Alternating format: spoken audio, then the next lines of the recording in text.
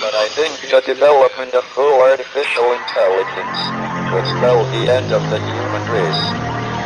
It's a flying object, and we don't know what it is. I would hope somebody is checking it out. With a rocket or whatever, but incredibly fast, almost the direction. They would be fast to get out. I'm glad the Pentagon is looking at this, because if it poses a threat, I want them on top of it. Well, the craft generates its own gravitational field. So you said there's lights in the sky? The internet has become the command center for criminals and terrorists. 911, what's your emergency? I need help, please! Please help me! Aliens won't let it happen. You know, that's what we're instructed to say. Roswell, Area 51. Alien kept deep under the ground. 1, 0, 1, 1, 0, 1, 1, 6, 3, 2, 9, 7. Doesn't have your best interest in mind. The government is self-serving. You're here for a reason. You're listening to Troubled Minds Radio.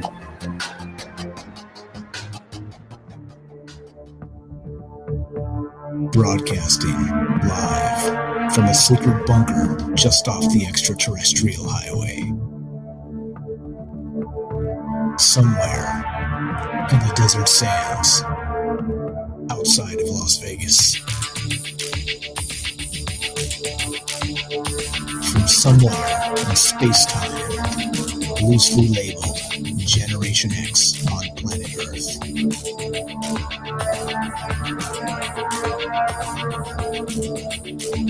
And asking questions of you in earnest into the digital darkness. Yo ho, sound check 1 2, sound check 1 2. Yo ho, welcome to Troubled Minds Radio. I'm your host Michael Strange, and well, this is a special Saturday show because it is, as 40s out there mentioned, it is the end of the season. It is not only the end of the season as we enter 2022, it is the end of the season for Troubled Minds. Mic check 1 2, mic check 1 2. Can anybody hear me? Can everybody hear me? Can anybody hear me? What's going on, guys? I hope everybody's doing well. This is the thing, right? So I did miss a show on Tuesday, and I hate, again, like I said, work hard is the Troubled Minds work ethic, and I hate to miss shows, and we had a technical issue. We've had some phone issues. We've had nothing but problems in 2022 already, and let's make it up, shall we? Let's get on here and talk about all kinds of crazy stuff like we always do. So this is a Saturday show to make up for the Tuesday that we missed, and that's what we're doing tonight. That's what we're, as always, right? We're doing it in the same format. We're going to keep it sort of radio tight, at least 30-ish minutes, to just take a couple minute break in between, so I can say hi to chat. We can trim that out nicely. The end product ends up being great for the podcast feed, etc., so on. So we're still going to do it. We are not on the Fringe FM tonight, but we are streaming, of course, on all the places we always stream, which is you name it. It's Rockfin, YouTube, D Live, and Twitter, of course. And we're just doing without the Fringe FM tonight because it's not our time slot. So that's what's going on, and we're doing our thing. What's up? Thank you for the sound checks, guys. What's up? Trogdor wants to know: is there a live show tonight? Yes, indeed. Yes, indeed. So the way this works is a lot of ways, right? We kind of do this in what would you say? How would you do it? How do we make this happen? I don't even know. We make it happen. It's a little something like this. I come up with a topic, and it's non-linear, open-ended. We can go wherever we want it to go, and it's a conversation between friends. It's as simple as that. It seems pretty basic, right? But sometimes it's not so basic as that. All right. Sometimes sometimes this gets wild, and that's the point, right? That's the point of doing it live. Like I've always said, we'll do this live. As long as we do this show, it will always be live, even if we're not on actual radio. we're going to do it this way because it's more important to, again, have the ums and the ahs and the weird Michael Strange lose his train of thought 10 times per show than it is to be, perfect, and perfect in the sense that you edit out all the oopses and all the meanderings and ramblings, that if you edit all that shit out, it sure makes for a tighter product, right? More succinct. You could probably trim like 3 hours of rambling down to 2 or even 1.5 or something like that. However, if you don't do it live, you don't get phone calls and you don't get people chiming in and talking about all the amazing things that we've heard over the past year. And of course, in the coming 2022, I'm looking forward to all the amazing takes we get from you guys. And as always, like I say, I have no inside sources. It's always been that way. The secret weapon of troubled minds is you. And so as a result of that, you guys know how this works. You know exactly. Don't act like you don't know how this works. 702-957-1037. That's 702-957-1037. Let me put the phone thing here-ish. There we go. All right, fine. So that's what's going on with this. And that's what's new. And so like I said, this is my apology for my monitor breaking Tuesday, even though it wasn't really my fault, and you guys know that, but I still feel bad. So yes, there is a live show tonight, and as always, what we're going to do is I will come say hi to the chat in just a moment. We're going to begin the conversation, and then we will bottom of the hour do the the quote radio break, and then we'll come say hi to the chat and all the rest of that, and that's what's up. So, reading all the chat and all the places, and doing my best to keep up with all the things happening, and try and keep a coherent conversation running all at the same time. Like I always say, I promise I'm not an alien, but sometimes it does seem like I have tentacles. All right, let's go. Let's do it. Let's just cut the dispense with the pleasantries and get to the Nostradamus, shall we? Let's do it. All right, let's get to Nostradamus. This is one of those ones that near and dear to my heart. We've talked about Nostradamus quite a lot on this show in the past, and there's a little bit of strangeness to this, right? Because again, Nostradamus, as we all know, was a physician. Nostradamus believed that he could predict the future and published his predictions in the prophecies. Some believe they have or will come true. All right, cool. So check this out. He was born in 1503 and passed away in 1566. So he's old school, let's say. That's probably the best way to put this. And that's the deal, right? Old school. But it doesn't necessarily mean that the things he said weren't relevant, right? And or still relevant even. So I don't know. I have my ideas on these things, my personal convictions and all the rest of this stuff. But it's not. I don't care because I'm only one person. Meaning I don't care to try and lecture you on what I believe about the world. Let's see what everybody believes about the world. And that's what this is all about. So with this, we're going to get to Nostradamus tonight. And every single year, right, the end of the year, the beginning of the new year, everybody's like, Nostradamus predicted this and that and the other thing, and yada, on and on and on, right? Can I actually, no shit, I can move this. Oh, yeah, okay, that's less good. I thought I could actually move the thing around, but no, I see. I have to switch it. Okay, anyway, so all right, so that's the deal, right? That's what we're doing tonight. We're going to talk about Nostradamus. And so the question is, as we begin, is this, all right? It's a pretty simple question. Do you believe that humans, in any capacity, have the ability to predict the future? It's simple. Right? Simple, but not so simple, like always, right? Like I said, the conversations can be simple, but they're not. They're not. They don't, right? You see what happens. So anyway, so that's what's going on with this right now. That's what we're talking about tonight. And what do you believe regarding... There you go. We got Tim in the chat predicting a very strange episode for troubled minds. There you go. There's your prediction. I like it. There's your prediction. So that's what we're doing tonight, and reading all the chat. Nostradamus is what it is. And what do you believe? Do you believe that his history and all the stuff that they said about his predicting World War II and Adolf Hitler and all the rest of that? Do you think there's something to that, or do you think it's just a bunch of hogwash BS that people are really, really stretching to try and make his quatrains fit real history, and that's the question here. So anyway, so as we begin, let's get to this then. Let's just cut to the chase and get to this right here. And oops, nope, not that one, this one. Here we go. Now, this is from the Daily Mail. As always, my links are already in the description down below on YouTube. You can follow along if you prefer. Check this out. This is pretty wild. Can I, let's see, do this? Yeah, there we go. That's maybe a little better. All right. Anyway, so Daily Mail. Yeah, you got it. What's in store for 2022? With the new year around the corner, here are some of the 16th century astrologer Nostradamus' predictions for what lies ahead. Oh no. Well, okay. So with that said too, so the question tonight, we're going to go over some of the things that at least the media is reporting. And again, this is why we do Troubled Minds, right? Because the media tries its best to brainwash the shit out of all of us, all right? And so just because it's reported by the Daily Mail kind of doesn't mean jack shit. You know what I mean? It just doesn't. And so that's why I want to bring it to you guys. So not only do you believe that anybody out there in the history of the world can predict the future, or let's say this, what are your predictions for the future? There we go. There's a couple of ideas and thoughts as we go tonight. And I do like to have fun with some predictions here and there because, well, you know, we're making our best guess, unless, of course, you can tap into the Akashic record or maybe squeeze into the zeitgeist of the future or whatever it happens to be. Maybe you can pluck some of that out of the sky, out of the ether, and tell us what the actual future is. You tell me. Is it weird? Wait. Nice, no radio. Hold on. Do we have weird audio quality? Wait. If we have weird audio quality, I may just have to shut this whole MFer down. Can somebody confirm? Doombot says, I am detecting weird audio quality. I don't like that. I do not like that. Test. 1, 2. Doombot, don't make me do this, buddy. Don't make me do this. Doombot 9000 might derail this whole thing, so blame Doombot, guys. No, I'm just kidding. Yeah, Saturday night show. We're making up for the show we missed on Tuesday. Audio is great. Okay, all right, good. We're good. Sounds good. All right, got it. All right, audio is great. All right, fine. Anyway, moving on. Whatevs. Okay, so the deal is this, right?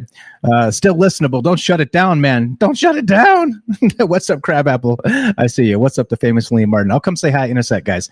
All right, so deal is this, right? That's what we're talking about tonight. Do you believe that Nostradamus could actually predict the future? Do you think anybody could predict the future? And do you believe that what do you believe will happen in the future? There you go. There's the whole gamut of the things on my mind tonight, and I do think it's one of those weird, fun sort of get together type shows where we can just do our thing. One more time, 702-957-1037. There's that, and troubleminds.org. Click the Discord link. Okay, so let's read some of this from the Daily Mail discussing and describing what Nostradamus predicts for 2022. All right. 2022. This ought to be good. This ought to be hot, right? Here we go. All right, straight from the Daily Mail, one of the other most trusted sources in news. Look at all this over here. Look at on the right side. We got prime relaxation. Amazon billionaire Jeff Bezos and his bikini-clad girlfriend Lauren Sanchez canoodle on the yacht in St. Bart's for the second time on their Caribbean vacation. That is just hot. Jeff Bezos with his shirt off and his bikini-clad girlfriend like holding on to him like he's a porpoise or something, like swimming through the ocean. Like, what is this shit? Anyway, sorry. This is the crazy thing about the Daily Mail. The joke was back in the old days of Troubled Minds is if they had the Kardashians in the sidebar, it was fake news. All right, it was fake news. So distracting. Anyway, let's jump into Nostradamus now that Mike is completely and thoroughly distracted with the sidebar here. Let's go to global warming. All right, again, this is according to the Daily Mail, and they're describing Nostradamus as predicting this. Nostradamus predicted in 1555 that climate change would become so bad that the soaring temperatures would half cook fish in the sea. He also suggested that eventually the human race will not see rain for 40 years. And when it finally does, there will be great floods that would devastate nations. I got a question, though, just real quick on that. If the elephant in the room, if there was no rain for 40 years, would there be Nations to devastate? Just asking for a friend. Anyway, Nostradamus wrote, because of the solar heat on the sea, Ophiuboia, what the hell does that mean? The fishes half cooked, the inhabitants will come to cut them when the biscuit will fail Rhodes and Genoa. Okay, that's crystal clear, right? That it explains exactly what they said previously. All right, and this is part of my beef with Nostradamus and the way people are like, oh, he predicted all these things. Audio was a bit sketchy at the beginning during the music, but it seems to be normal now. Okay, all right, sketchy. The intro, what kind of music? What are we talking about here? All right. Don't make me stop everything and do sound checks, guys. Don't make me do it. Anyway, let's go back to this. You guys know me. If it's going to be shitty, I don't want to do it. All right, that's what I'm saying. If it's like through a tin can AM radio out there, like a can and a string right now, makes me feel less good about this. But anyway, all right. So in another section of his book, Nostradamus also wrote, for 40 years, the rainbow will not be seen. For 40 years, it will be seen every day. The dry earth will grow more parched, and there will be great floods when it is seen. Uh-oh. Okay, there we go. All right. These people are nuts. You are great, man. All right. Thanks. Just checking. They're not nuts. It's okay. It's okay. All right. So anyway, so there we go. There's one. All right. Of course, notice in this block right here that I just read about 40 days with no rain, and then 40 years, not days. We do 40 days with no rain in the desert all the time. 40 years with no rain, and then 40 years with nothing but rain. Well, if that isn't bad, I'm going to not know what is. Or I don't know what bad is then. But, right, notice how this is how they frame this. You always got to see, right? On the top here, they say global warming, right? You see it right there. Hey, I'm going to make this. Here we go. We're going to have to full screen this sucker just so you can see. Look, global warming. Now, explain to me how any of 40 years with no rain and then 40 years with rain every day has anything to do with global warming. Anybody? Bueller, anybody out there? Now look, you see what I'm saying? This is what I'm saying, right? So it's not just about your own maybe personal interpretation of what maybe Michel de Nostradamus said, right? Back in the 1500s or whatever the hell that was, right? It's about, right, what the media tries to tell us it is. It's about what, let's say, an influencer tries to tell us it is. It's about, well, spinning things that may not be, all right? And that's why it irritates the hell out of me. So anyway, there you go. Like I said, but that doesn't mean it's not worthy of a discussion for sure. But okay, so there we go. Global warming, that's the first one, right? And blah, blah, here we go. Then okay, so that's what they said, right? There's the Nostradamus blurb we just did. 40 years with no rain, 40 years rain every day, right? Huge floods, first desert parchment sort of situation. Everybody, tongue hanging out like a dog wanting some water. Then 40 years of floods, all right? Okay, fine, right? But then what do we do? Yeah, you got it right here. You got it. The UN has warned that the Earth is likely to warm by 1 point. What? Yeah, I'm going to just skip. Before I get really and truly mad, I'm going to just skip that, and we're going to go do something else. We're going to talk about the next one. Looking to hear your thoughts, 702-957-1037. That's 702-957-1037. I have my screen cocked sufficiently off-center so that we can, I can see the phone calls if they come in. So we are taking your phone calls. This is just like every other regular Troubled Mind show, except no radio. So we're doing the radio without the radio, but that's okay, because before the radio, we did the radio without the radio anyway. So one more time, 702-957-1037, down there in that corner, over there. There you go, over there.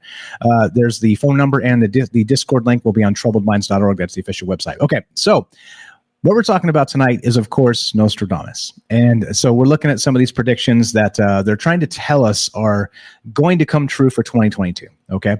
And like I always say, you have to be buyer beware when it comes to consuming any sort of media, because, of course, well, maybe they're telling tall tales, let's say. Maybe they are stretching the truth, let's say. Maybe they're flat out lying to you, let's say. So anyway, Daily Mail, Nostradamus. All right. Climate change. All right. Climate change. 40 days. Sorry, I keep doing that. 40 days and 40 nights right now. 40 years without rain, and then 40 years, lots of rain, floods everywhere. So anyway, point being is, do you believe that? And isn't it weird how even on a publication like the Daily Mail, where it goes into what he's talking about with these floods and everything else, but then how is this like related to global warming, right? It's not, is it? I mean, really? So global warming would cause 40 years of floods also? It doesn't make any sense. But anyway, here we go. So we have all that. Then it goes into this nice little diatribe about the UN has warned that the Earth is likely to warm by 1.5 degrees Celsius within the next 20 years.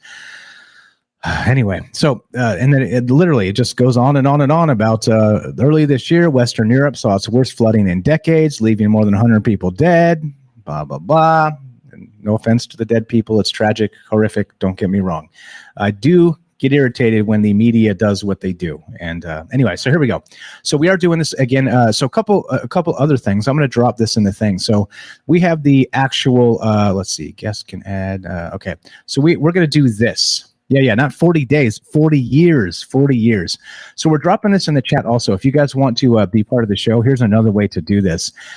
So I'm streaming on Restream. It's a Restream Studio. So if you want to jump on and hop on like the webcam sort of me, see how I'm over here?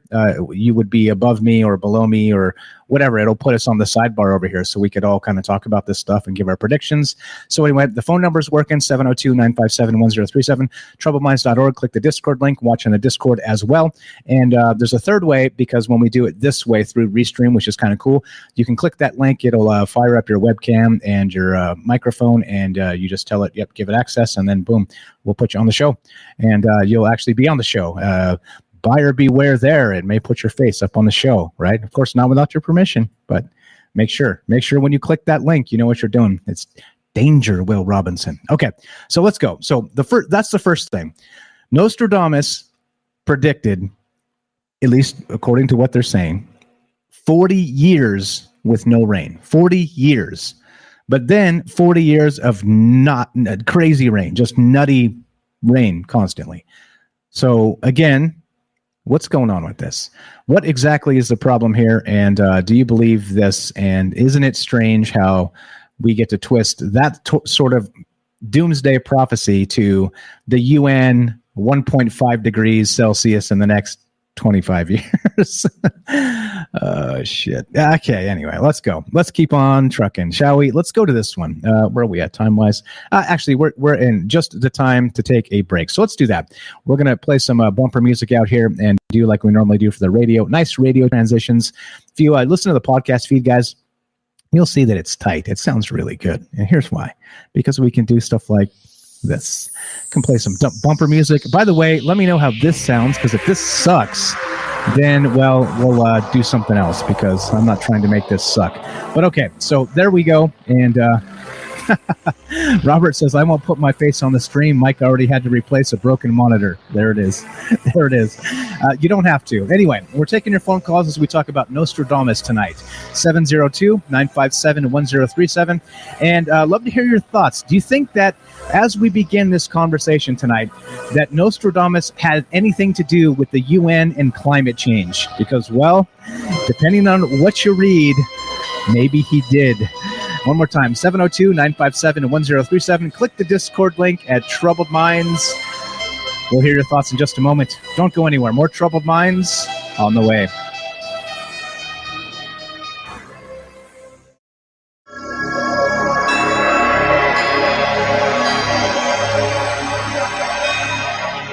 Welcome back to Troubled Minds. I'm your host, Michael Strange, and we're streaming on Rockfin, YouTube, DLive, and Twitter. And this is a special Saturday show to make up for the Tuesday show that was caused by a broken monitor. And tonight, we're discussing Nostradamus and 2022. Do you think his quatrains in his prophecies have any bearing on the current or future days? And that's what I want to know. Do you believe it's possible for people to actually tell the future? And that's what's on my mind tonight. If you want to be part of the conversation, 702-957-1037. That's 702-957-1037, and we'll put you on the show just like this. Let's go to Joseph in Iowa. Welcome to Troubled Minds, my friend. How are you tonight? Hey, I'm all right. Right on. Go right ahead. I kind of want to make this quick. I don't want to be too long, but I think the brain is like a powerful tool, and it's like I said this the other day, like what it's given, it can, like I've even heard before, like in our dreams, we predict stuff, like we run simulations. So maybe like Nostradamus was like tuned into just that part of him, you know, like that prediction part of his consciousness, or maybe he just had a lot of ideas. I can see ideas being tied into this. And like if everyone spilled, no, I wouldn't say spilled, but gave their ideas, like everyone in the world has ideas. So if everyone was to spill their ideas, then I think it would be almost like unleashing an AI. It would be equivalent. Okay, sort of like so the culmination of the human idea, sort of idea factory. If they all came out all at the same time, then it would maybe. So it would be predictions, wouldn't it? But the question becomes like, how do you parse them? Because there'd be a whole lot of horseshit too, wouldn't there? Yeah, that's what I was thinking. Like, because I had an idea that they're gonna make the Mississippi River into, like, they'll have giant pistons almost that will compress water into vapor up in, like, kind of like climate control. Like they'll industrialize the rivers. Okay. Basically, and so that's just an idea. Who's to say that they're actually to do it, you know, or if that's even possible? Yeah, and that's the question, right? Is it even possible? Is all this stuff possible at all? I think, you know, the humans have proved. If you take it through like a team of people, or like a lot of people, like kind of like you're doing, like you have Night Stalker and like a lot of smart people. If you take it through a team, then you get, you know, like a filter, almost like you can get through it, you know? Yeah, I got you. So, and that's the idea, right? So it's not. I think that we shouldn't be afraid of ideas. We should be welcoming of ideas, because even if they sound outlandish, and I don't mean ideas like outlandish, like let's murder 1 million people. That's not what I mean. That is outlandish. But ideas are good, you know, in and of themselves. It's a good thing. A conversation is a good thing. And as you know, you include yourself. You spoke high praise for Night Stalker. You call in often to the show, and you have great ideas yourself. So I think that's the whole point of this. We get together and kind of toss out some ideas, and you never know, man. Maybe the next solution to saving the universe comes from us, from one of you, right? And that's the idea. So don't sell yourself short, my friend. You are also awesome, and appreciate the phone call. Anything else you got for us? That was basically it, and that's it. Perfect. You're the best. Joseph here has a YouTube channel called Hydro Hose. Check him out. Link is in the description down below. He does some original music and some other stuff. And clearly he calls into the show often with amazing ideas. You're the best, bro. Happy Saturday. Have a great weekend. We'll talk to you soon. Yeah, you too. Thanks, man. Adios. There you go. Simple as that. 702-957-1037. We'll put you on the show. And we're talking about Nostradamus tonight. We're talking about, well, is it possible to predict the future? And what do you believe about, well, Nostradamus and his history and all the rest of the stuff they give him credit for? Do you think it's like wishful thinking, sort of twisting the agenda to fit however you want it to fit? Or do you think that there's actually some sort of mystical powers going on there? So love to hear your thoughts. One more time, 702-957-1037. Click the Discord link at troubledminds.org. Phone number is right there. Website's right there. Down below, let's go to Derek. Derek in Massachusetts, the Night Stalker. What's up, my brother? Welcome to Troubled Minds. How are you tonight? Yo, what's happening, brother? Chilling, Saturday man. content. Chilling. Yeah, more stuff. More. Go. Gas pedal. More. Feed me the content. Feed me. Feed me. Feed me. I'm sure, being a conspiracy enthusiast and brilliant as you are, you have some ideas about Nostradamus, my friend. Go right ahead. Yeah, I got a few thoughts. I mean, I got a healthy skepticism when it comes to Nostradamus. Like he's been around the History Channel fields for many years now. He was around the History Channel and Discovery Channel and stuff were bringing his stuff out before they were bringing out Ancient Alien stuff. So I kind of have the same flavor in my mouth when it comes to his stuff as I do when it comes to Ancient Aliens type stuff. Like there's probably nuggets of truth in there, but like the overall narrative is being distorted to fit whatever they're trying to show that episode. But as far as like the idea of people being able to predict the future, I absolutely believe that's true, or that's possible, you know. And then Joe had a cool idea when he was talking about what if everyone gave their predictions for the year. Like that's interesting. It's kind of the same idea as like what if everyone like told their dreams every morning, like what kind of messages or what kind of like hidden symbols we would be able to find in them. That like I'm sure if time is an illusion the way we experience it, if time is all happening kind of at once, then I wonder if we really do, if we are catching glimpses, if we kind of combine those glimpses together, if we can get a clearer picture, like for the coming time. Like I wonder if algorithms are like doing that, using our data to kind of predict stuff that way. In that movie, Don't Look Up, the big tech guy there, like Bezos, Musk, Simulacrum, kind of had this algorithm that he used to like categorize like purchasing types, like people like different like purchasing habits. But in collecting their data and analyzing their habits, he also predicted the exact moment they're all going to die, and it's kind of like a running gag throughout the entire movie. So like I don't know, I think it's possible. I think that we do pick up things from the ether, and some of us are better at it than others, for sure, you know. Yeah, sort of like the brain is like an antenna, and it's just exactly who's tuned in to that frequency, right? Like, exactly. Yeah, I can buy that too. But I think the thing is when you get more and more specific, and you start the Nostradamus stuff again. Like every time I read the quatrains, I'm just like I get a headache first off because it's like he uses a bunch of words I don't even know what the hell they are, and I'm not saying because my vocabulary is decent, not because he's like like some sort of word wizard, because he's like literally using like archaic words that just don't freaking exist anymore. So I'm like, wait, so what does any of this shit even mean, right? Like, and then they're like, oh, and he predicted this, and he predicted that, and he predicted the other thing. And he kind of knew what it was like.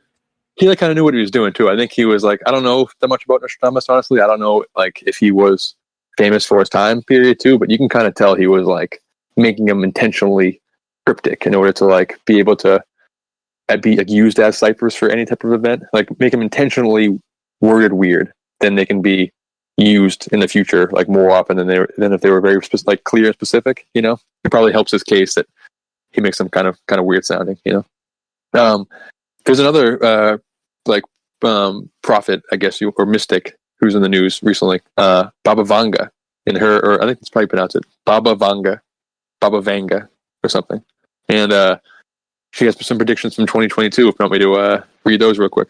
Yeah, go right ahead. All right. So I guess her deal is that she passed away in 96 at the age of 85. She's called the Nostradamus of the Balkans. And apparently she had like a regular life until the age of 12, where she like lost her vision. And apparently it was described as like a freak tornado that like flung her to the ground. And somehow her like eyes were encrusted shut with this thick layer of dust and dirt. So like if we're talking like ancient mystic vibes, that's a pretty wild origin story, you know? So like picture this like this old woman with like her eyes sealed shut with dirt. I'm going to trust her. Probably. I think she might know what she's talking about, you know? So here we go. Prediction number 1, a virtual reality takeover for this coming year, for 2022. So she laid out a ton of predictions, and these ones are specifically for this year. So she said virtual reality is taking over, which in a year of the metaverse is pretty interesting, you know? The year started out with us giving a review of the Matrix movies. Like, that's possible, you know? Yeah. I'd like to see that. Can you link that when you're done with that? Yeah, for sure. Thank you. Another pandemic, this time in Siberia. She said that this one's going to be caused by a frozen virus that will be released by climate change. So I don't know if like she said the word climate change before 1996, but they were putting that on there. This is from the New York Post. So they're adding climate change to it. But she said some frozen virus was going to be unleashed in Siberia. Many cities will face water shortages. So they're going to find alternate solutions. There's going to be famine in India due to drop in temperatures that will cause locusts. More earthquakes and tsunamis, and quote intense bouts of floods in Australia and Asia. And then my favorite one, the whole reason why I'm reading it, is she says the invasion of Earth by aliens with the arrival of an asteroid.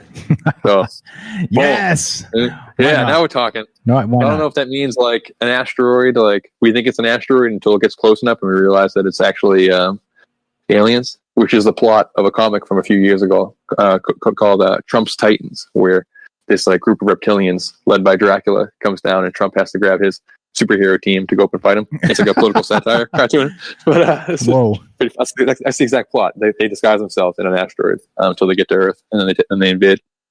But that's the apocalypse that I want, is aliens. I'm not here for another virus coming from Siberia or for I don't know. Right. But didn't Nostradamus predict cannibals too?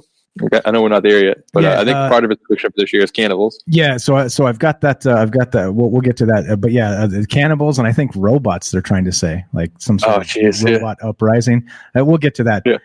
I don't know. Like this is what I'm saying though. Like you sort of read some of these things, and when you read the actual quatrains they cite, as always, right? Like we're talking about fact checking, like an ancient, right? It seems ridiculous, but when we do. You see that the interpretations are sometimes as wild as the quatrains themselves. So it's I don't know. Maybe he's got the famous Hister one. He got the one where was it King Edward or whoever got shanked in the jousting. Oh yeah, I'm not sure. Yeah, I can't remember. There was so he actually predicted it was a prince or a king that was going to die soon, and it seemed pretty specific. And then it happened actually in his lifetime. Yeah. So I don't know. Anyway, like I got one.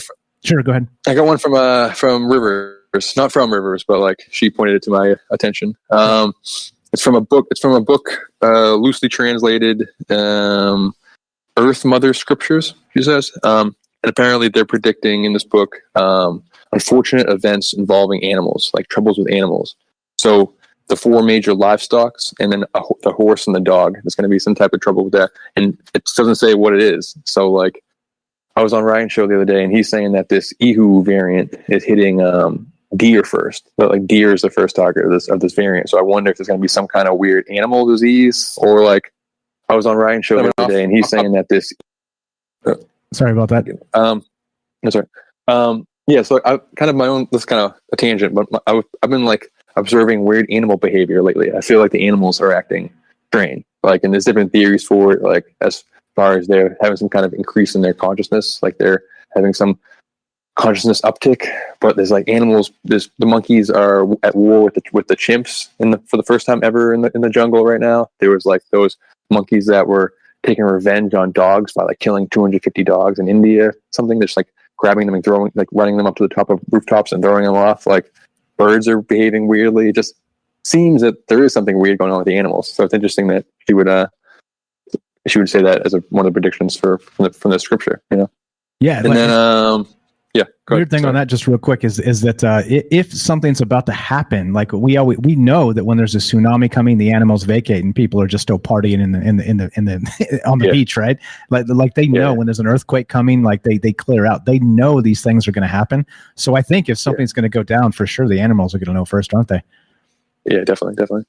There's one last thing, kind of. There was another article. I guess this. It said it's the predictions from a quote great minds in 1922. The only one they really list off is an English author named W.L. George, who like died in 1926. But they all got together and apparently predicted what 2022 will look like. And a lot of it's just kind of infrastructure wise. They predicted like skyscrapers and different stuff like that. They said like the divorce rate will be higher, and it'll quote be like more like Nevada is. So I guess Nevada was pretty crazy with the divorce back in 22. But they're like more women in Congress. Just different things that you would think in the early 1900s they would say. But some of the cool or some of the weird ones that they didn't get right was that a complete meal may be taken in the shape of 4 pills. That we'd be eating all our meals in pill form. that in the cities we'd have rolling sidewalks using electromagnetic power. Canals would replace streets. Trains would travel on glass plates and reach 200 miles per hour. Anti-gravity screens would prevent airplanes from falling out of the sky. Luxury airships would have elevators and rolling floors. People in the suburbs would be living in like airship houses and enjoy a life of leisure. We'd be working like much less than 7 hours a day. That'd be like a lot for us. And then like we'd have a lot more time. Like in the future, automatic machinery and inventions will free man from industrial slavery, which would have been nice, and that's where we should be right now. But we're not. We seem to be working even more than we were back then. That's the American, especially, seems to be more toiling away than we were back then. I want that flying car, rolling sidewalk, airship future that they promised us. You know, right? Exactly. Where's my flying car? There's a T-shirt too. Yeah, hopefully, right? I don't know. And a lot of this stuff, I think, you know, like I looked at people like not Nostradamus, people like Philip K. Dick. You know what I mean? People like George Orwell, people that, you know, sort of contemporary to our time, but also brilliant visionaries that knew a bunch of this stuff was on the way, and they've predicted a ton of that stuff already, like almost bang on. I mean, look at the telescreen. Have you seen that mirror thing? That's yeah. Like exercising in the mirror, whatever. That's the telescreen from 1984. Are you shitting me? I know. I mean, as far as like sci-fi is concerned, you mentioned it the other day, but Soylent Green takes place in 2022, and we're eating celebrity sausages and stuff right now. So right, exactly. they got that one right. Yeah. They got that one right. As far as my prediction, I don't really have one. I don't love giving predictions. Like last year, I said that there was going to be some kind of mad scientist disaster, like CERN would have some kind of accident, or artificial sun would blow up, or something like that. So I keep mine pretty sci-fi if I can, because they most likely won't happen. So I'm not cursing anybody. But for this year, I've written the vibe that somebody's going to die in the metaverse, and then at the same time have like a heart attack in the real world. And then the story will go around like first person dies in VR, and then people playing the VR are going to see this person's avatar running around in the game. We're going to have the first like VR ghost, like somebody's going to die in VR and haunt VR. I feel like that's safe to say, because it's never ever going to happen. So I don't feel like I'm jinxing anybody by saying that. But great show, Mike. Awesome stuff. I appreciate it. Fun. Great call. Thank you for the Saturday content. Yeah, my pleasure, man. Thanks for digging it. Thanks for calling in. You are amazing. Phone line just dropped, but you're safe because you're on Discord. Have a good night, bro. I think he bounced. So Derek has a YouTube channel. Scroll down, check him out. As everybody knows, that's Derek in Massachusetts, the Night Stalker. Brilliant stuff as always. And that's the thing, right? He says he likes to keep it as sci-fi as possible. And that's what's, in my opinion, one of the brilliant things about Derek is that he wants to see, oops, let me mute that. There we go. All right. Is that he's looking at the stars, right? He's looking at the cosmos. He's looking at the future. He's looking at the past. And it's not, not getting bogged down in like political conspiracies. It's God, who wants that? But great stuff. Give Derek a follow. He has a trailer on his YouTube channel, and he's as you can tell, a smart dude. Like Joseph cited him when he called in previously. He's like, hey, you got smart people here. You got Night Stalker. It's true, and he's only one of them. Joseph as well, and all the rest of you. So as I always say, you know it. The secret weapon of troubled minds is you, and that's why we do this live to include you. And if you want to be part of the show, we're talking about predictions tonight. We're talking about this guy Nostradamus. Everybody talks about Nostradamus, right? About how he's one of the most vaunted seers ever in history, or this, that, the other thing. I'm not so sold on that, but I'm also not so sold on the fact that just because some of the stuff they twist and turn and maybe kind of lean a little too far with his quatrains to make them fit some narratives, I'm also not so sure that it's completely impossible to have the visions of the future. So that's the question tonight. That's what's on my mind. I'm going to frame this in my my frustration with Nostradamus, but again, I am open to the idea that we can, as people, have sort of that, as Night Stalker was describing there, and as Joseph was actually bringing up as well, that maybe the human brain is that amazing thing that can tune in to the ether, tune into something from somewhere else. and maybe pick up maybe a transmission from the future itself. So who knows? That's the idea here. That's what we're talking about tonight. And as always, we're taking your phone calls. As you saw, a great call from Joseph. Thank you for calling in on the phone line there, testing that out for us. Thank you, Night Stalker, for jumping into the Discord and giving us a phone call there. And we're still doing that. So if you want to be part of the conversation tonight, that's what's on my mind. Is it possible to tell the future? And we're going to go through some of these Nostradamus predictions and see how some of these actual media outlets spin things, right? It's always like, okay, look, hey guys, this political thing we've been trying to jam down your throat for 20 years. By the way, Nostradamus was talking about this shit. You know what I'm saying? You know what I mean? He was talking about. But come on, really? Not really. Not really. Anyway, but yeah, I love the prediction there from Night Stalker. And we're also taking your predictions. Do you have a prediction for 2022? And of course, let's keep it from things like, the president will die. Don't say things like this, okay? And again, I'm saying that for the algorithms that are listening, I'm saying as an example of don't say things like this, please. I don't personally believe in magic, but I believe that enough people start saying bad things about somebody, something might happen. So let's not do those things. Just as a request from myself, okay? But what are your predictions for 2022 short of, tragedies like that? All right. So anyway, if you want to be part of the show tonight, part of the discussion, you can give us a call, 702-957-1037. That's right there on the screen. Can't miss it down that way. And troubledminds.org, click the Discord link and we'll put you on the show. Phone number works and the Discord works, confirmed by Joseph and by Derek, and so everything's fine. What's going on, guys? A couple of funny comments here before we take off. What's up, Mooney, over on Rockfin? I see there, says maybe Nostradamus is the Illuminati. That wasn't the funny one. That's a good comment. The funny one is this. Ronald said maybe Nostradamus was actually just Nostradamus. There you go. There's funny for you. There's funny for you. Oh, boy, I tell you what. Okay, so what we're going to do is we're going to take a quick break like we normally do, but we're still taking your phone calls. We're discussing these prophecies of Nostradamus from Nostradamus. Do you think that a lot of this stuff is just modern clickbait, right? Sort of taking text from the ancients and turning them into hogwash, right? Turning them into climate change, if you know what I'm saying. And again, that's a whole complicated thing. Don't twist what I said there. Anyway, point being, do you think that they're trying to turn this into these Nostradamus things, making him more of a celebrity seer than he actually can be or would be? So that's what's on my mind tonight. And then again, what do you think it is possible for people to actually predict the future? And if so, how? And what are your predictions for 2022? And so what we'll do is keep on trucking, doing our thing. How's the audio out there? Do you hear the music? Do you not? Don't make me pause it and go back and check. Don't make me do it. What's up? Let's see. What's up? Mooney is out there. What's going on, guys? I'll come say hi to the chat in just a moment. But that's what's on my mind tonight. We're talking about Nostradamus. Do you think that his prophecies are more modern media twist and spin, or do you think he was onto something? And do you believe it's possible for us people, the human race, to actually be able to see the future in any capacity? Love to hear your thoughts. 702-957-1037. That's 702-957-1037. This is Troubled Minds. I'm Michael Strange. I'm me, you're you, but together we're us. Don't go anywhere. More Troubled Minds, Nostradamus, and you when we return. Be right back.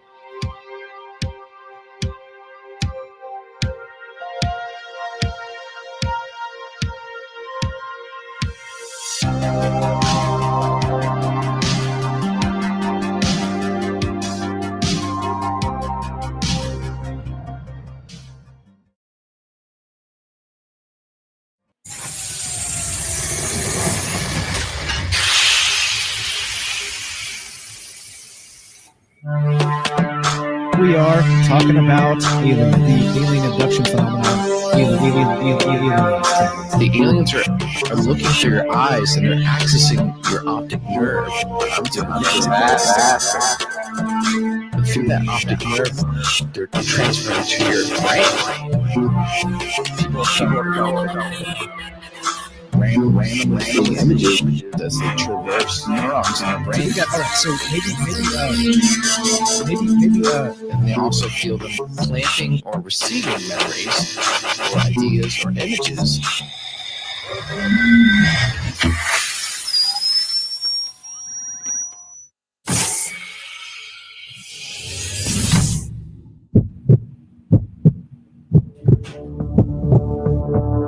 Broadcasting live from a secret bunker just off the extraterrestrial highway.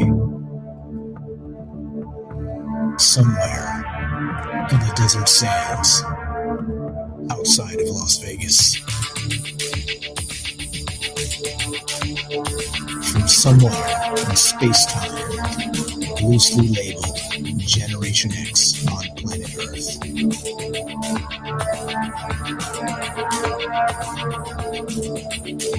And asking questions of you in earnest into the digital darkness. All right, welcome back to Troubled Minds Radio. I'm your host, Michael Strange, and tonight we're discussing Nostradamus in 2022. What do you think is going on with this, and do you think he's just more of a production of modern media hype, or do you think he was actually locked into some sort of maybe mystic something or other, able to peek through the veil, or what have you, maybe see into other timelines or dimensions? What do you think? I think that's the question tonight regarding not just 2022. We're taking your predictions if you got predictions on what may happen, what's to come. And don't forget, when you're talking predictions, everything doesn't have to be doomsday. There could be good things. I see good things on the horizon for many people out there. So it's okay. It's okay to be positive. All right. It's okay to be positive. So that's what we're doing tonight, taking your idea on, can humans actually see the future? What did you think about Nostradamus himself and Baba Vanga, as Night Stalker said when he called in just a little while ago? Do you think that these individuals actually have some sort of mystical power where they're able to see the future? That's what's on my mind tonight. And of course, taking your predictions if you want to be part of the show, 702-957-1037. That's 702-957-1037. We'll put you on the show. It's as easy as that. Click the Discord link at troubledminds.org. And there you go. What's up, Matt in California says he predicted the world would end in 3797. Well, that tracks because, well, that's a long ass time away. That's for sure. But okay, so let's check, make sure everything's good. We got James here. We'll go to looks like MJ in Virginia, and then we'll go to James right after that. Taking our phone call, 702-957-1037. Click the Discord link, troubledminds.org. Let's go to MJ in Virginia. What's up, brother? How are you? Hey, good. Yeah, you can predict the future, and you can predict it accurately. Okay. How so? Please elaborate. Please elaborate. Well, when I was doing readings, periodically, like you're in a mall or a bookstore on the phone line, every once in a while it would come in, and I think there was a time where I predicted, told a woman that her husband's going to ask her for a divorce, and it was in a bookstore. And about 3 months later, she comes back in, and she was sitting with the owner. The owner was also a reader. She sat down, and she immediately said, "My husband just asked me for a divorce." And I told her 3 months later he was going to ask her for a divorce. Through the reading, it was just obvious that it wasn't going to work out. One of my own personal predictions to myself, I didn't do this, to myself. 3 years prior to me moving back to Virginia, a little thought came to my head to where if I had to be, it's like you just heard a voice go, if you want to inherit your mother's property, you have to be living on the property at the time she dies. So 3 years later, here we go. Finances are going bad. I called Mrs. Short for her car, and she said, "Hey, why don't you move home? Because mom's getting sick, and she needs somebody to help, stay and take care of her. My sister has her own family, so she couldn't do it. So she helped me get a car. I got back, and the will, it was supposed to be 50-50 to both, thing. At the last second, my mother decided to change it, and she willed the property to me, and my sister got, I guess she got cash, but I got everything else on the property. So that was a little, I guess, personal prediction from higher up, I guess. I don't know. But yeah, those things can happen. Either it's going to be blatant that it happens. Maybe it's supposed to happen in their life, or there's variables along the way that as you're doing your reading, you sort of go down this path, and what works out the most is usually what's going to work out. People don't usually take a right turn all of a sudden in their lives. So yeah, I mean, it's totally possible. I mean, you can, and some of the stuff he said has already happened. Nostradamus. And further back you go in time, it's actually easier to predict the future because there's less turmoil in their present. So there's so much going on right now. It's so chopped up. I mean, some people are going to do really well. Some are going to do really bad. It's really, and what's really scary right now is it's like people are driving a Cadillac on icy roads. You know, the least little turn, you're going to have a wreck because of all the decisions and directions are going and opinions going out. So. Okay. All right. I follow you. So you have actually, so the thing is this, so explain this. So you've actually been able to see the future in some instances. So what is it that makes it in that instance of foggy? Is it maybe that there are different realities and we can change that future? So maybe at the time you saw it as it was and it changed because of actions of the individual? Or is it that when you're telling the future, you can't always be locked into the exact future? Is it maybe a combination of those, or how does that actually work? Meaning that you could tell it sometimes, but not all the time. So what's the difference there? Okay. The one I remember, I was doing this reading for this lady, and it was just an average reading. It was on the phone line. And right at the end of the reading, I said at 2:30 in the afternoon on Tuesday, this coming Tuesday, outside your office in the hallway, you're going to meet a guy by the name of George. That was it. She called me up a week and a half later, and she goes, I met George. And I said, how did you meet George? So she repeated back, what had happened. And it was exactly that. Exactly at 2:30 p.m. in the afternoon, outside her office in the hallway, she met a guy named George. So that was real as a matter of fact. There's variables in, people are indecisive about what's going to happen. Ultimately, we have to go from A to B to C to D to E. Your energy is going to get grounded because certain things are going to happen in your life, or they need to happen to finish or complete a cycle. And then simultaneously, it begins the cycle. So if you can get in there and read the variables along, it just depends on where the person's at in their life. I was able to predict people losing their jobs, things going on because they were just hell-bent for I'm going this way, and it's like, you keep going that way, this is what's going to happen. And if they changed a little bit, I don't think the outcome would have been much different. It would have made an easier break from losing the job, but they were going to lose your job. It's just time for the change. So it depends on when you meet them, when you get a hold of them, what their life's doing, all kinds of things. There's all types of variables. So sometimes you would hit it and you can predict it and, it comes true. It all happens. And because they're in the midst of change and it's not really settled out yet, you can read as far as you want forward, but it's just not going to be as clear sometimes. So like I could find a lost object, something lost, and sometimes you can't. Sometimes you can't find it and it's not meant to be found. Okay. So it's not like an exact science. You can't like exactly nail this down every single time. It's like I like to point, and when I think of it in terms of Star Wars. I don't know if you're a fan, but Yoda, right? Luke Skywalker famously asked Yoda in Empire Strikes Back, and he asked him if my friends will die if I don't go help.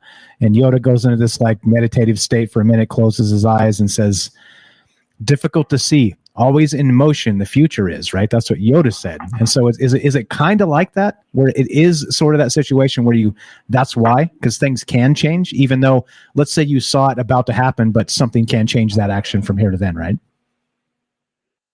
No. What happens is, let's say, Michael, you're going to go out tonight, you're going to have a car wreck. Hey! I told you that. Stop! Right? Don't do that shit, man. Don't do that. And knowing... Don't do that shit to me. And you knowing this, so you go out tonight, you're like, oh, I'm gonna have a car wreck. So it's on your mind, like it's not gonna happen. So you go out and you have a little fender bender. You see, because you knew something. The energy of yourself and your thoughts or what you do, your actions. Let's say you took a right out of your driveway instead of a left. If you had taken a left, it would have had a major car accident. You took a right, fender bender. The energy's there to do stuff, and you could ignore it. It's like I save my animals, my cats. They come to me, either they're going to die or I help them. That's pretty much where they are in their lives. And it's kind of the same thing. So I help them. So now they're going to live a longer life. I change that by doing something different. And so you took a right instead of a left, so you change it. And it'll be in the lesser sense, but there's it's kind of like it's kind of hard to explain, but it's not. It's simplified in the fact that those things are going to happen, but because you rearrange how it's going to go, okay, it'll be in a lesser sense or maybe not as much. Because I've had twice in my life to where I had a choice as to, and it was right there in front of me. Something was going on. I had a choice as to whether I wanted to die or not. And I had a complete 100% honest choice to do that twice in my life so far. And it was presented to me, and no particular reason, but it just happened. It was like, why is this going on? My life wasn't bad. It wasn't like, oh, this is horrible, but it was presented to me as, do you want to move on now or not? Okay, but that's still, back to my point, there's still a choice there then. So it wasn't written in stone, even if, let's say, somebody had given you the right that said that was going to happen to you, there was still a choice involved, right? Right. You have a choice. What happens is, let's say the car wreck was a major lesson. So you decided you just had a funny feeling, I'm going to go right. Something about going to the left. I want to go right. And the less you prolong the lesson, or it's a lesser bit of a lesson because you were more conscious of the situation, and maybe more conscious of whatever lesson was coming to you. When we go from A to B to C, from A to B, B is going to get grounded. From between A and B, we have choices and directions that we choose, but B is going to happen. How you get there and your awareness of it will settle things down. Like, it won't be as abrupt. And if you're aware of your life path or what's going on, and you have that feeling like, you know what, things aren't going good at work, or they're going great at work, I can go ahead and do something or not do something.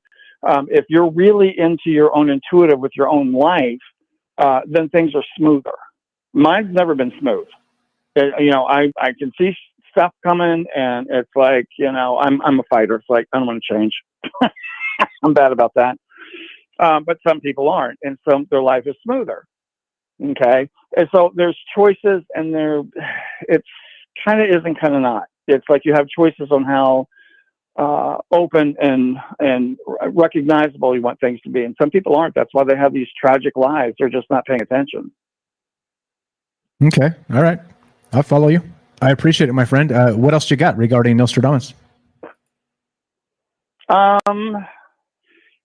Way back when, it was easier to predict the future than it is now.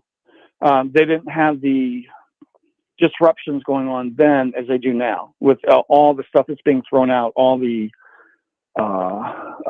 misdirections and everything going on. They didn't have it so much then, so it's a little bit more pure reading. So when I hear about Nostradamus, I would say a lot more of what he was predicting was more pure of heart, because they had more of a childlike mind, and they spoke more pure at that point in time. But they're still adults, but they would come out and say what it is. You see, if you're gonna find a good reader, you want one that has no filter on their mouth.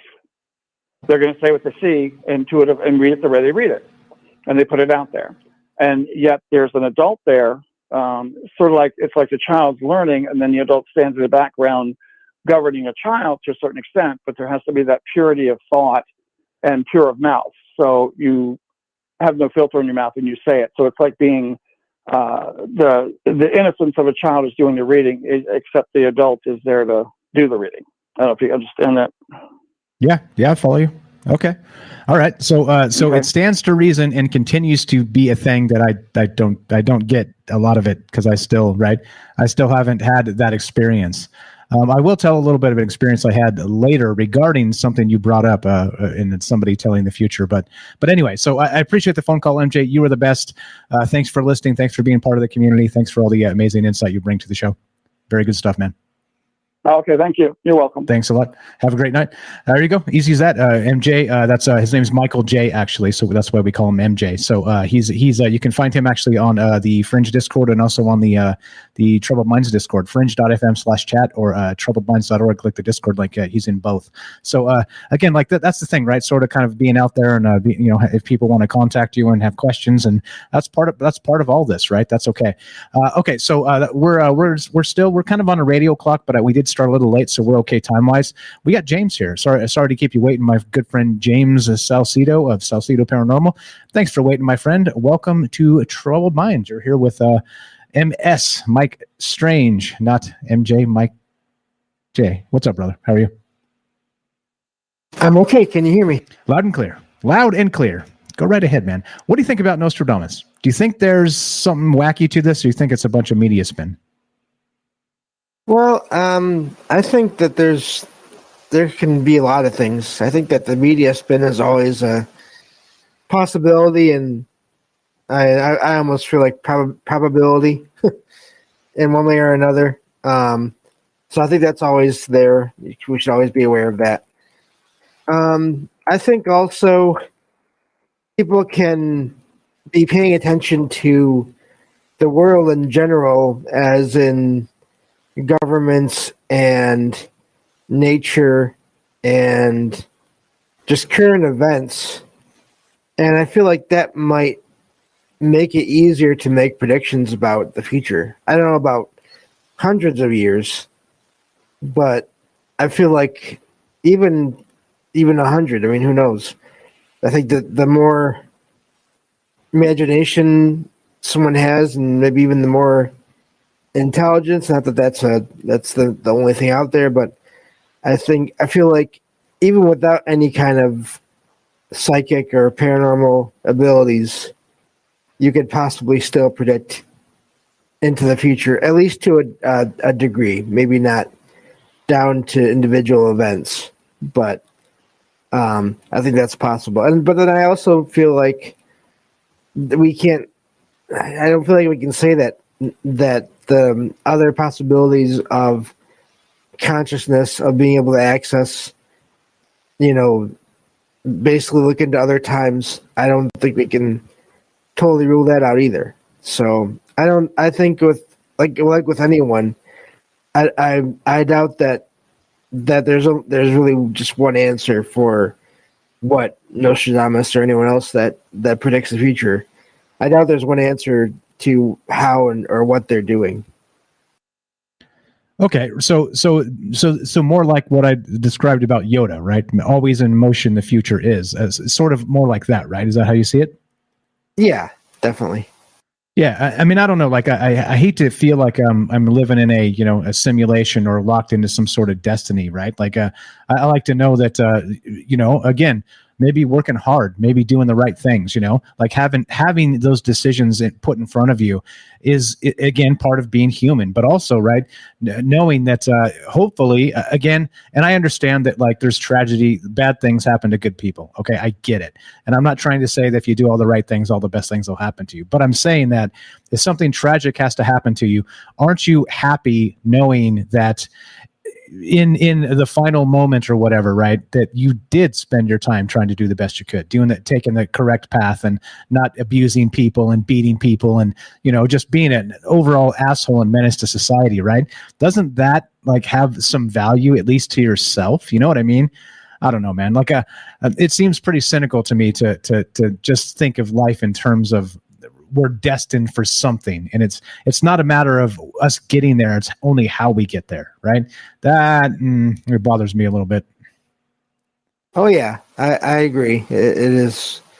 I feel like again, the future, there's many possible futures, and I think the best we can do is what you were just saying, just try to be good to others and keep working on what we feel is important, and I feel like the things besides just being good to each other, there's different things that are going to be important to everyone on their own, but yeah, I definitely have a problem with anything being set in stone.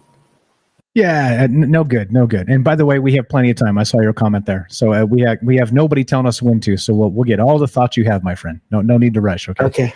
All good. Yeah. All good. So what are your other thoughts here regarding? So what about Nostradamus? You did mention that we can't trust the media no matter what. So what about him in particular, though? Have you spent any time going through his quatrains or any of that? Maybe digging into this a little bit deeper at any point in your life? No, I've mainly only seen what has been on TV about him. I haven't gotten around to looking into him yet. I've gotten, since I started researching things, I've been busy researching other things, so I haven't quite made it to him yet. Tell me about it. Yeah, and planning for things to come in weeks ahead, and but yeah, no, I haven't looked into him other than just what I've seen on TV. But it's another thing that I think is really interesting about that, and even just based on the things that they've shown on TV, is that we don't even know for sure that all the things that were written by him were written by him. There's even debate on the his manuscripts as to whether or not he wrote all of it. So that's another thing that I think is interesting about that whole thing. Yeah, that's true too.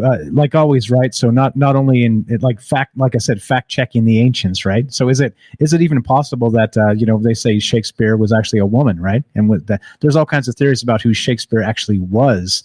So fact checking the ancients in terms of, well, were they actually who we thought they were, or did this Nostradamus stuff come from somebody else entirely? That's a good point there as well. Yeah, so it's very interesting. I think, like everything, there's never quite one simple answer from what I've seen for a lot of things.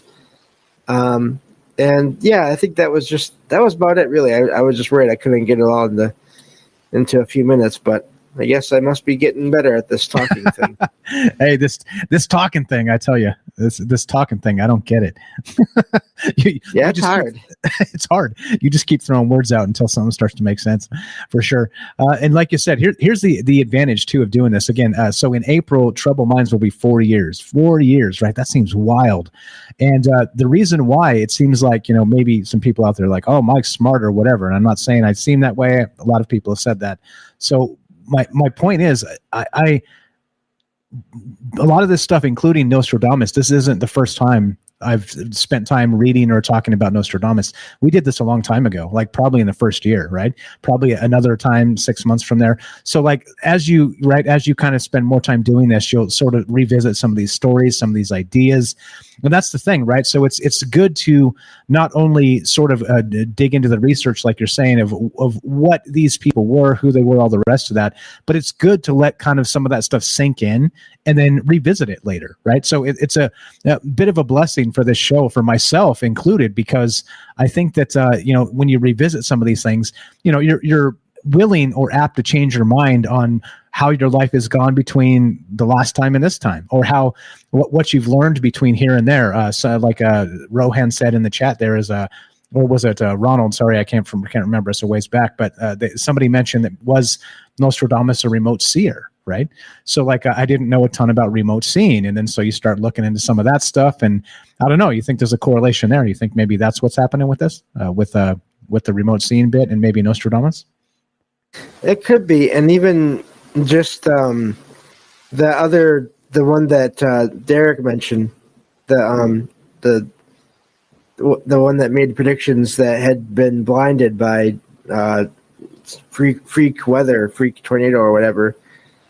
That I think anytime you have, and the people have suggested this about me with my own experiences, anytime you have diminished physical senses, maybe your metaphysical awareness or your consciousness may figure out other ways to reach out into the world. And I think that's an interesting idea. I wonder if, as Nostradamus got older, I mean, who knows if his vision never started to go, his physical vision never started to go. Maybe he started to get better at seeing in other ways.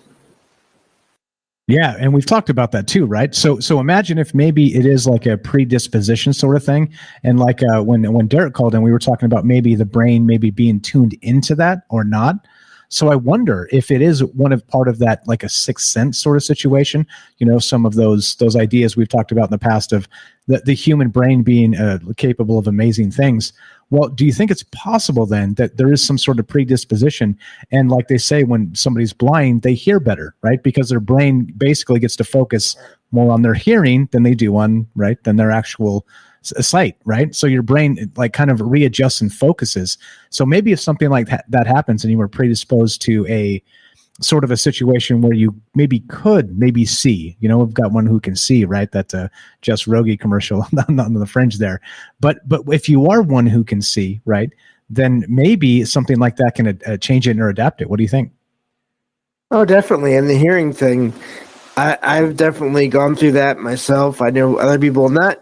It's interesting because it's not something that like all the people that I've ever met that have low or no vision, they don't all have. That didn't happen with them for their hearing. It's really interesting. I think we're all so different. It's always hard to say what our brains or what our consciousnesses are going to do. In any once things happen or because of things that have happened. So, but yeah, I think that there's been a thought that we all have access to awareness outside of our bodies, or we can all sense different things, different energies. It's just some are better than others at it, and then some learn how to be better at it than others over time too. There's both possibilities there. So depending on how many years Nostradamus was doing this, he could have gotten better. Okay, back to the old, how do you get to Carnegie Hall, don't you? Yeah, practice. That's what I'm talking about. Maybe it's that. Yeah. I dig it. I dig all the ideas here. Amazing stuff. What else you got for us, my friend? I think that was it. Just as I always kind of try to put out there is maybe there's more than one explanation for things. I think that's really important to keep in mind because I feel like today so much of this world, they want that one explanation for everything. Right. And I don't think it's that simple. No, and that's part of the whole troubled minds basically idea since the beginning is things aren't as cut and dry as vote this way or that way and the world will be a better place. Like if only, right? Like we wish it was that simple, but life is complicated. And so I'm with you. I don't think there's one easy answer to anything. And that's why we have these discussions. So amazing stuff as always. James here has a podcast called Salcedo Paranormal. He does paranormal talks 5 nights a week, by the way. And you can check him out. Link in the description. He's got a podcast on Podbean. And go download some of that stuff. Go hang out with him, actually. He does some of these shows, actually all these shows. You do them all live, don't you? Yes. Yeah, I do. Yes. And I'll be having a friend of the show on Friday. And Jennifer will be coming on Friday to talk about cryptids. Okay. So, all right, sweet. That's the plan. Sweet, fantastic. So I've actually been on that show. I know Night Stalker's been on James's show. Jennifer's going to be on the show. I think you and Rohan are probably working something out. I heard as well, right? Down the line, maybe that's happening. Yeah. Yep. We want to do that. I had Axel on one time. Yep, Axel on the show. There you go. So that's the thing, right? So James, again, just here being part of our community, meeting lots of great people, and you see, right, these collaborations happen, and there's a lot of good things to be said. There's a lot of good thoughts to be had. We just got to get out there and do them. And James is a perfect example of that. Keep inspiring us, my friend. Keep fighting the good fight. You're the best. I appreciate you very much. We'll talk to you soon, okay? Yep, thank you. Have a good night. Thanks, James. Catch you later. There you go. Discord works. Call line works. Everything works. Can you believe it? Cross your fingers. I'm told the audio is shit tonight, but what can you do, right? Yeah, everything can't be perfect all the damn time, can it? But okay, so that's what we're doing. We're talking about, prophecies. We're talking about Nostradamus. We're talking about, do you think that there's something to this in the sense that people actually can tell the future? Like I said, and it's interesting to me that every single answer out there is different. You notice, right? And I think that's part of exactly what James was discussing and why we talk about this type of stuff on Troubled Minds is because specifically, life isn't so cut and dry and so easy, is it? It seems like, things can be complicated. And with things being complicated, things need a discussion, and that's what we're here to do. Talking about Nostradamus tonight. Do you think people can actually tell the future? What about Nostradamus? Do you think he was actually a situation of media hype in the modern day, or do you think he actually was a seer of sorts? Love to hear your thoughts on this. And also, what about your predictions for 2022? Love to hear that. One more time, this is Troubled Minds. I'm Michael Strange, 702-957-1037. That's 702-957-1037. Click the Discord at troubledminds.org. That's the official website. Phone numbers there also. The Discord link is right on top. You cannot miss it. And there you go. There you go. And be right back. More Troubled Minds on the way. Don't go anywhere.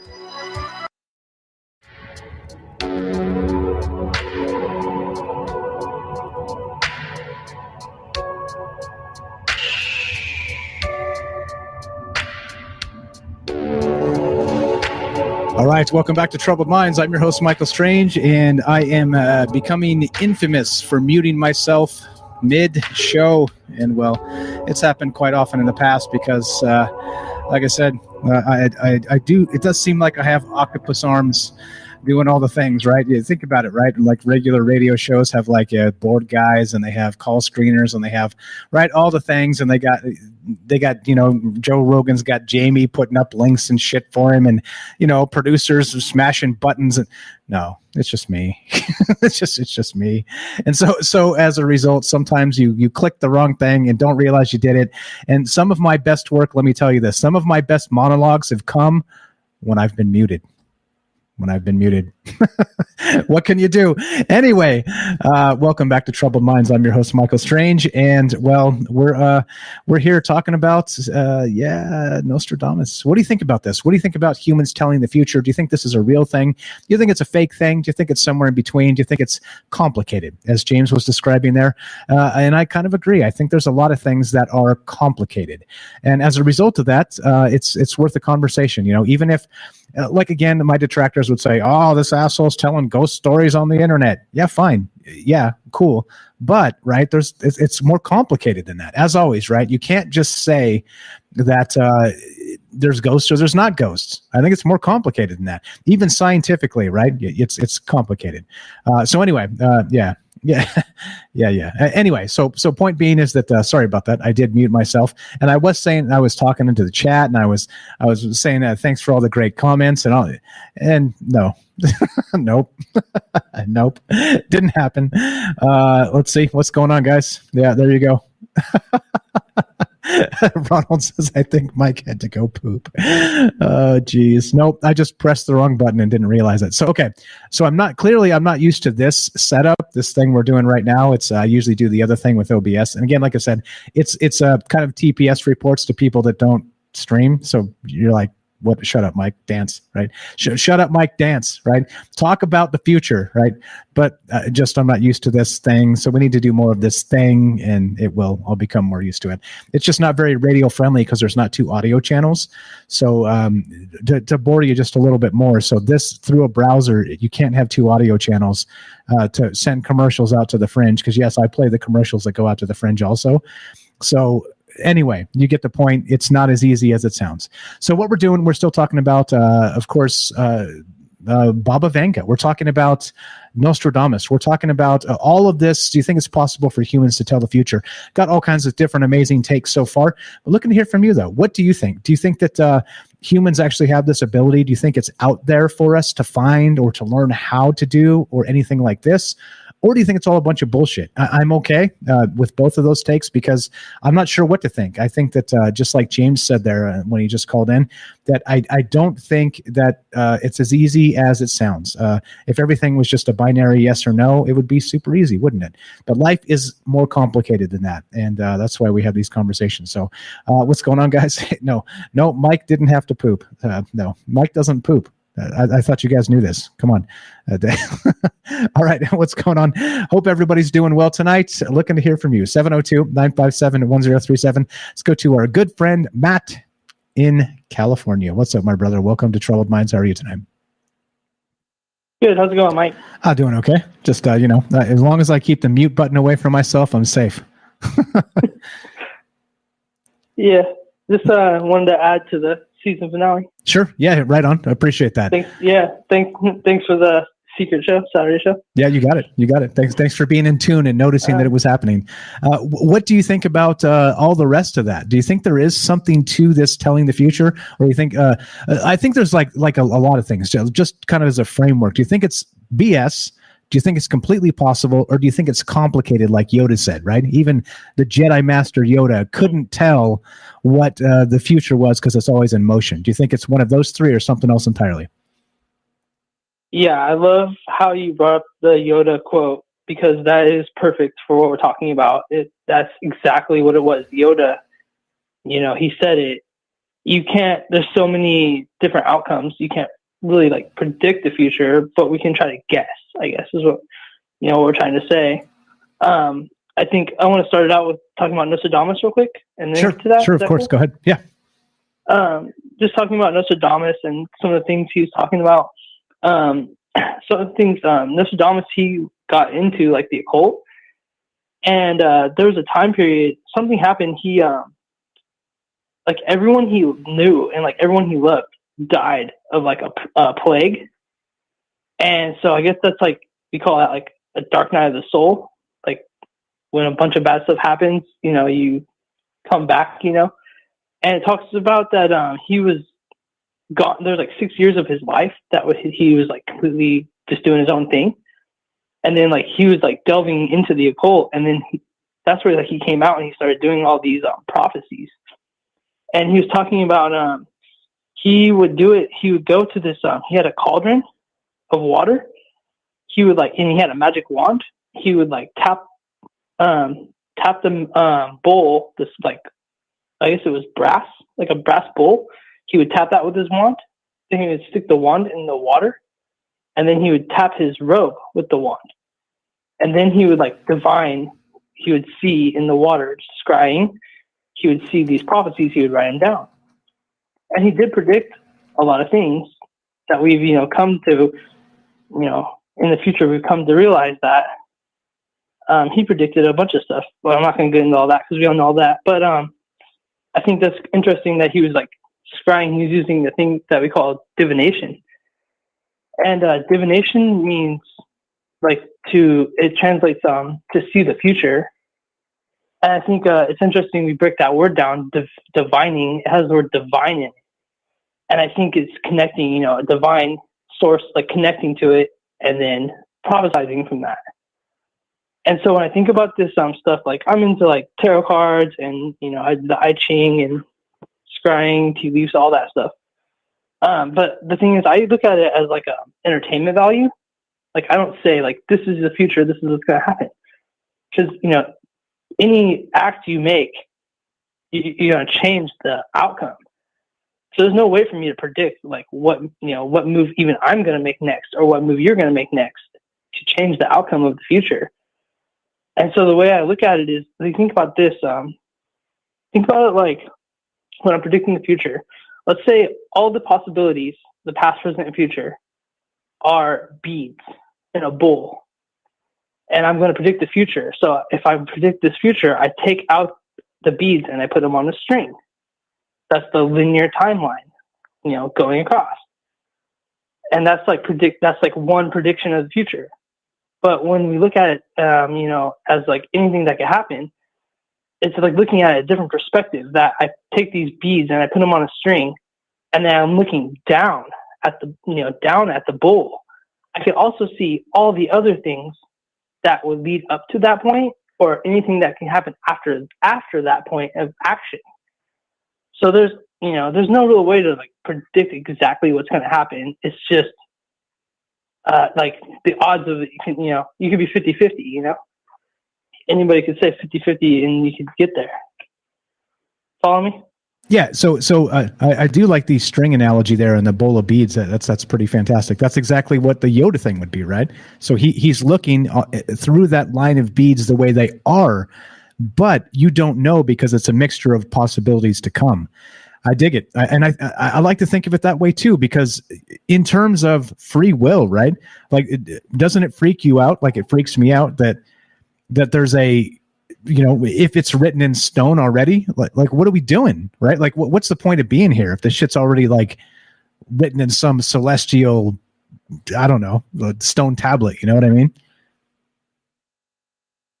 Yeah, it's kind of weird because, like I said, I can, predict certain things, and a lot of things too. When we talked about the Oracle of Delphi and all that, I think a lot of these predictions, it's easier if you predict things. It's like very vague, like open-ended, because that's how they predict it, and it's like, well, of course that could have happened.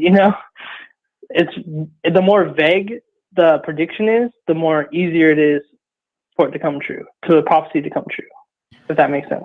Yeah, that makes sense. So because you can interpret it a number of ways after the fact, doing the Monday morning quarterback situation, like saying, "Oh yeah, definitely, he knew that Hitler was actually Hitler. He just, it didn't come through quite clearly enough, right?" Like, I got you. Yeah, okay, that's fair.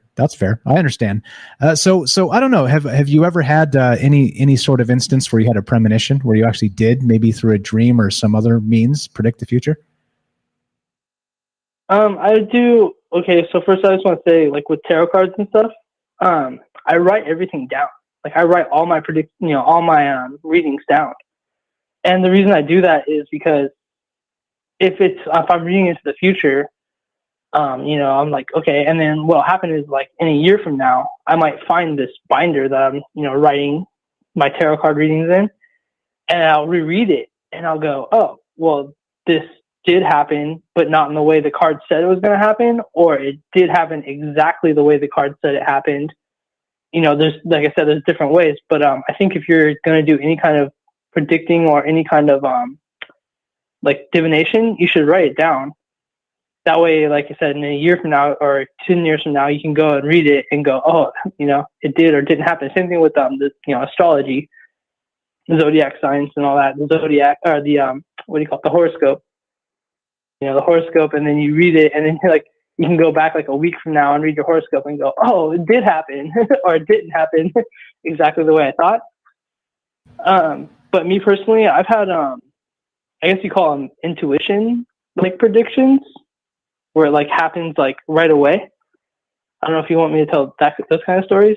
Sure, it's like up to you. It's up to you, man. It's your time. It's your phone call. You tell me what you want to tell me. No problem. You have time? Yeah, of course, bro. Okay, I'll tell you're a friend of mine. I have time for you. Absolutely, go right ahead. All right. So I'll tell a story. I guess this is a intuition prediction story. So this is a while back. I was driving down the road, coming home from a friend's house.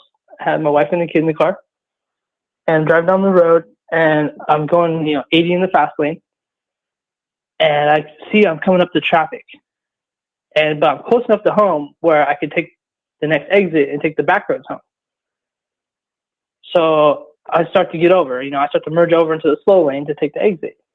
And as I'm merging over, it was weird. It wasn't like a voice. It was like a feeling. It was like, you're going to stay in this lane. You're not going to get over. And I was like, okay. So I had everything, I had my blinker on. I looked at all my mirrors, checked everything. I was going to get over into the slow lane. And my intuition, my inside voice was like, no, you're going to stay here. So I was like, okay. And my wife was like, are you going to get over or not? And I was like, no, I'm not. I'm listening to what my inner intuition was saying. And then we catch up to traffic. We start to slow down. And then all of a sudden, now we're stuck in traffic. And all of a sudden, in the lane next to me on the right, a big rig truck did not slow down fast enough and slammed into the car next to them, slammed the car next to me, slammed the car, there's like 4-car pileup in the lane that I was going to be in if I would have got over like I wanted to. But I stopped myself from my own intuition. I don't know. I wouldn't call that like predicting the future. I just would call that intuition, but it was weird that it's happened. So it is a thing. That's pretty wild. Yeah. And so what does that mean though? Like there's a whole lot of like that goes into that of WTF is this all about? Meaning of course that so we're experiencing time not as we think we are, right? So like that was a short-term prediction. So you had, the intuition, the bad feeling, whatever that happened to be, but it allowed you to maybe seen in a short version of the future, you were able to make the right decision. And like, not only that, it wasn't like a cursory, like, nah, I just changed my mind. It was like a spider sense, right? Like a warning almost, right? Yeah. Spider sense. Yeah, that's wild. That's kind of how I would say it. Because it wasn't like a voice. It wasn't like something telling me, this. It was, and I've had other stories like that, but it's just, I guess the point is, listen to your intuition, listen to your gut feelings. If your gut feeling is telling you something about somebody or someone, like, just do it. Don't question it or try to, play it off as little things. Always trust your intuition. Yeah, it's there for a reason, isn't it?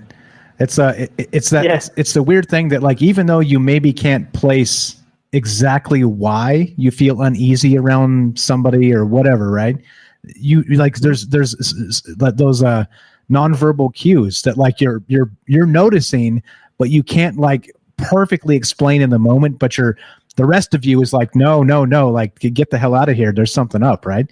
Like, it's still, we get it. Our brain doesn't really process it in the sense, I guess you could just say our brain doesn't work like we think it does, And again, back to that whole maybe time situation where you're able to see just even a short glimpse of the future with that spider sense sort of feeling. Well, then that would suggest things like that, like the intuition you said about, even though people can be those silver-tongued devils and seem really nice, but they're actually scumbags and trying to rob you sort of thing, right? Like, that would be that same sort of situation, wouldn't it? That our brain sort of has a way of telling us things that we can't really quantify. Yeah, and I think that's just like I said, that's intuition. It's not really fortune telling or divining. But it is interesting, it's like, I'm not seeing into the future, but I can tell the future that way. And I think with divining and with the cards and the, all the different ways of divining, I think it's interesting to say too, is like, if Nostradamus was doing these things, I really don't think that he said like years, like, in his years could be wrong. He could say, he could like predict in this year, this is going to happen. But like, who's to say he's not off by, 10, 15 years or whatever in his predictions. But I don't know if he was like really sitting there going, in 2021, 2022, this is what's going to happen. I just think he was predicting the future events on one timeline. He wasn't really like saying like an exact date or location of when or where this is going to happen. And that's what I think people need to kind of think of too, is like, yeah, it could, he's predicting the future, but it couldn't be exact on like exactly the time or the date or the location of when it's going to happen. Yeah. So like we're giving him basically all of history forever to get shit right. You know what I mean? Like, you got to be a little more specific, don't you? And that's kind of why this Nostradamus stuff kind of pisses me off a little bit. Cause it's like, hey, like, at some point you have to be some amount of specific, because we can all go write some bullshit poetry and then point to it later and say, ha, I told you, right? I mean, I'm not saying it's bullshit poetry, but I'm saying the poetry I would write would be bullshit poetry. That's what I'm saying. The great stuff, Matt. What are your other thoughts on this, my man? Just I was saying, like, what you were talking about George Orwell, he wrote that book so long ago, 1984. It wasn't like predictions though, but like, you could see, like, I don't know if he wasn't like predicting it. He was just writing a dystopian novel, and like, but you could see like so many parallels of how it's the same. That's interesting. But there is one thing, just with Nostradamus, there's, times where he was completely wrong. And there's one, he says, he said there was going to be World War III was going to happen. This is an example.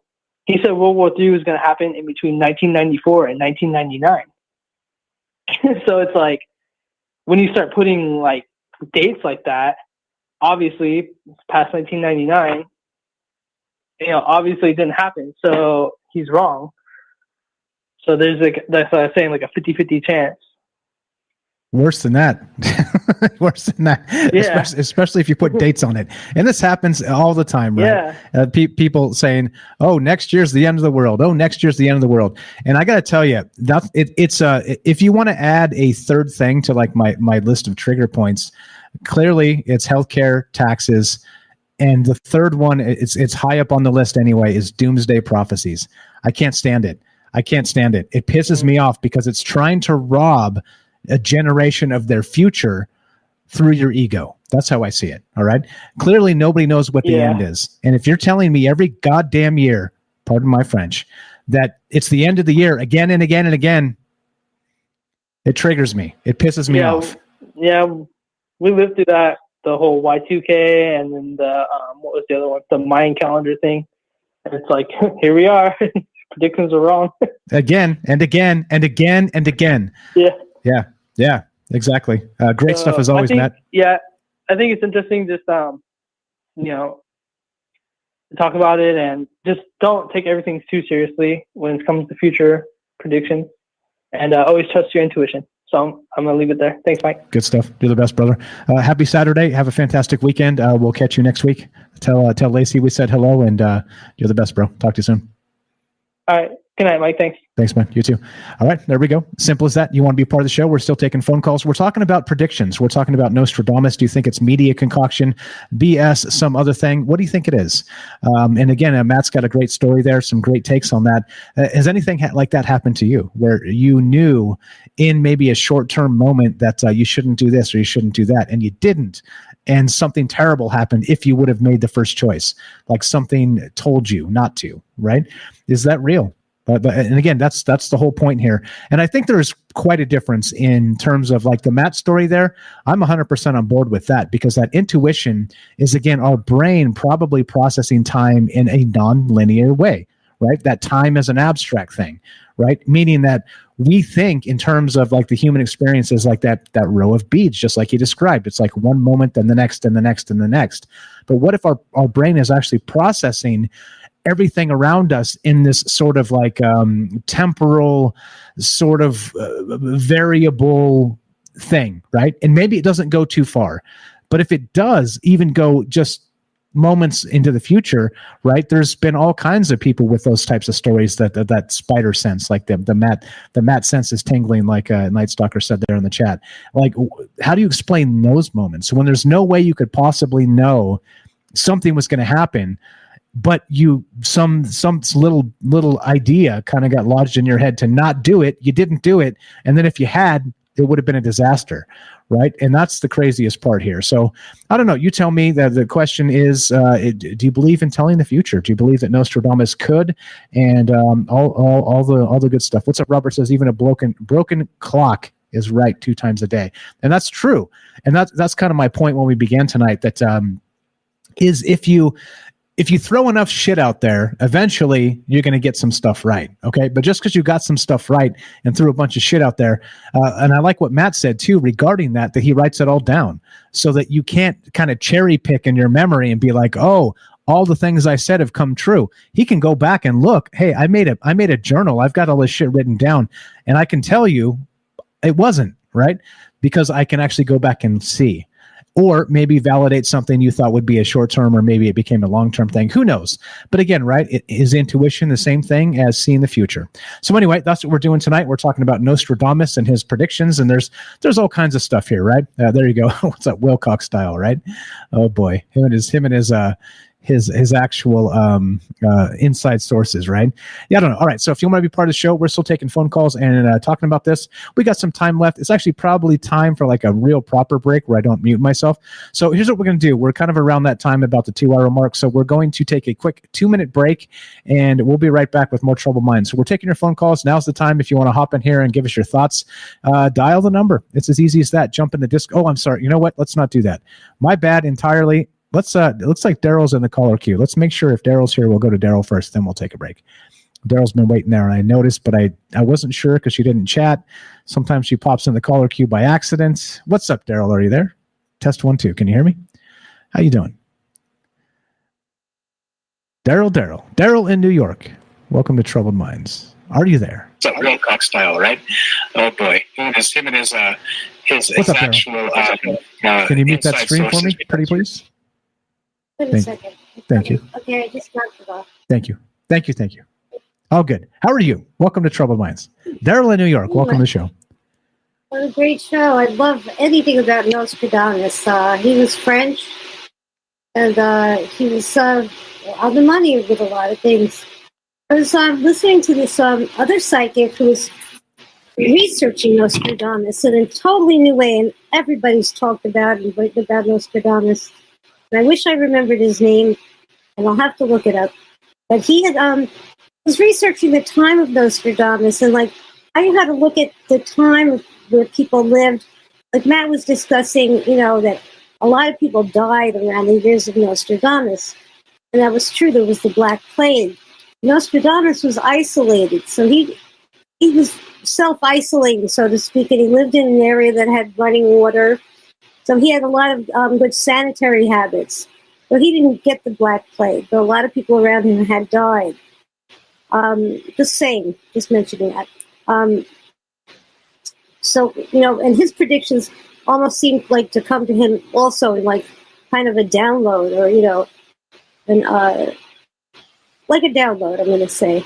Like an out-of-world experience or out-of-body experience. I was going to say another thing. I was watching some ghost hunters, and there's a lot of tools to use to predict the future, or predict things, or to talk to spirits, for example. And those divining rods got me very curious when I saw these people that were just being filmed in a Las Vegas hotel that was haunted. And they had all this ghost hunting equipment, and they just like realized that their room was so haunted. It had lots of poltergeist activities. So they took out all their equipment, and they literally used those divining rods, or the things that you would use to look for water. And they were asking the ghost questions and to see if the divining rods would react. And I believe they reacted. So there was some energy there.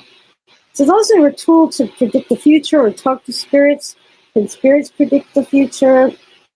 I think there's a lot of possibilities there. A lot of that maybe juice going there. Where, if you can talk to spirits, somehow they can give you a message from the past, a message for the future. Can they predict something that can happen to you and warn you? It's possible. I think they're tools, and I think when you go to a psychic even, I think psychics, just by going to a psychic, means that you're interested in your future. And I think it's if they're really psychic mediums, I think they will be able to tell you a lot about yourself, and it's how much you need to know, and I think you can change. There's the question, can you alter the future? And I hope you can. I think free will enable us to, alter our future if we have a choice of good and evil. Hopefully we'll pick the good, so to speak. You know what I'm saying? Yeah, I follow you 100%. And the thing is, the thing that really gets my goat is, like I said, not to be fatalistic here, but if it is written in stone already, in cosmic stone somewhere, then no matter what we do, we're destined for a particular thing. It would take the wind out of my sails, because, well, right? Like but again, think about that. If that was the case, and my motivation for whatever it is, right? Like I have a lot of motivations. I don't want to be lazy, right? I have a motivation about challenging myself to speak better, to do better shows, right? To even create a show in the first place. I have a lot of motivations for a lot of different reasons, right? But if those motivations are like challenges to me, if you remove the end result of the hard work from here to there and say that this was written in my future anyway, it seems difficult for me to perceive that no matter what I did, I would end up here. Even though when I was 20 years old, I was the biggest introvert you ever met, right? I could barely carry on a one sentence without nearly bursting out in tears, right? I just had social anxiety to the nth degree, right? And it's just what it was. But without trying to break out of that and get practice and do this and make better shows and meet fantastic people like yourself and all the amazing folks that the Troubled Minds have come together and built this great community, how is that supposed to happen without me challenging myself initially, right? And saying this can be, right? I don't know. And then so it sort of breaks that spirit, in that if it was going to happen anyway, then why work hard? It's going to happen anyway, right? Yeah. Did you see this happening when you were 20? No, hell no.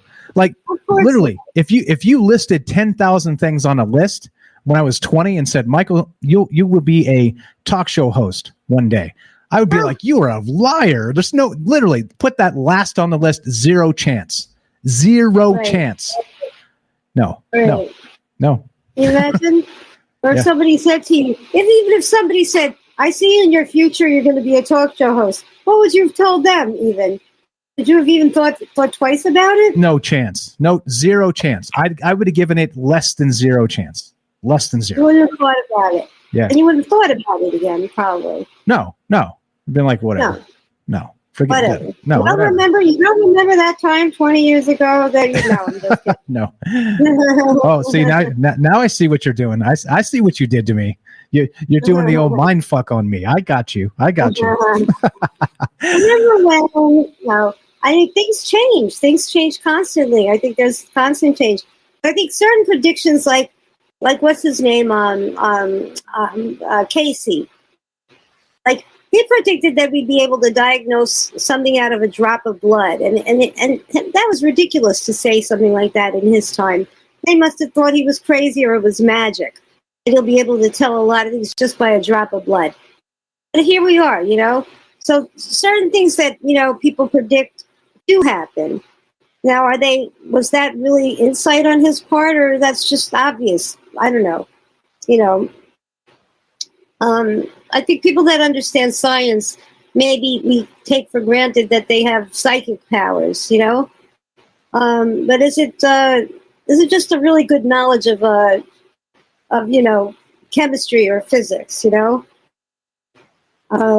even like, I don't know, this the prediction of the periodic table, or whatever, Dmitri Mendeleev. He was a Russian chemist. He designed the periodic table.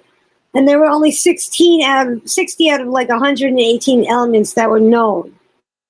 But did that make him like psychic, or just made him really smart, Right. Like, yeah, that's a good question. Or maybe the knowledge he had gave him enough insight to predict these other things, right? And so, and again, like there's a whole lot of reasons and ways for people to predict this future, whatever this future is, right? But, just like I said, George Orwell, like Matt brought up, Philip K. Dick, more contemporary people that maybe weren't trying to tell the future, but it seemed like in a lot of ways they kind of were, right? I don't know. There's a lot of ways to do this. Yeah, you are correct here in that. I don't know. And I think, think of that, our brain, like I described, working as sort of this, like in this temporal flux of where we think that time is like one step, the next step, the next step, the next step. But our brain actually processes it somehow in a time travel sort of situation, even just in the short term, so that we kind of know when we should not do the thing that we're supposed to do, right? It's who knows? That's just a pretty wild to think about, that maybe that is built into the brain somehow, and that could explain like that's my spider sense is tingling, right? Right. And also, things like the stars. I'm not a big, I'm not a person that would say that I believe in astrology necessarily, but there's something about astrology, astronomy, that does have an impact on us on the planet, and it has an impact of what happens. And the people that predict, the future based on the stars are so accurate sometimes. I have to wonder, why do they know so much that will happen in the future based on where the stars are positioned? There's some science to it, and it's not even paranormal. It's science. It's got to be. Yeah. Yep. But then again, back to that whole science and magic, right? It's magic is always magic until science discovers what it is, and then it's not magic anymore. Right. So, it's paranormal until it's normal, really. Right. Exactly right. It's the difference between normal paranormal. It's just normal after you know what caused it or how to do it. I wonder. I just wonder how much of the stars have in our ability to change the future. Or predict the future. It could predict weather, it could predict storms.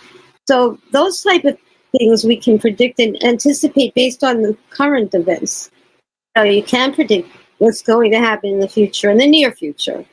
I'm not going to say in the distant future, but, people that can predict the distant future just boggle me, like Nostradamus. Yeah, that got. It's two very different things, isn't it? Very, very different things. So yeah, maybe it is two different skills, right? Impossible to say. Well, for me anyway. No, there's nothing very paranormal about it. I can't like put a science on Nostradamus. I think where did he get that information? How did he get all those? I mean, he was so smart. I mean, the way he wrote in quadrants and code, so God forbid he get caught, that he wouldn't be called a witch and stuff.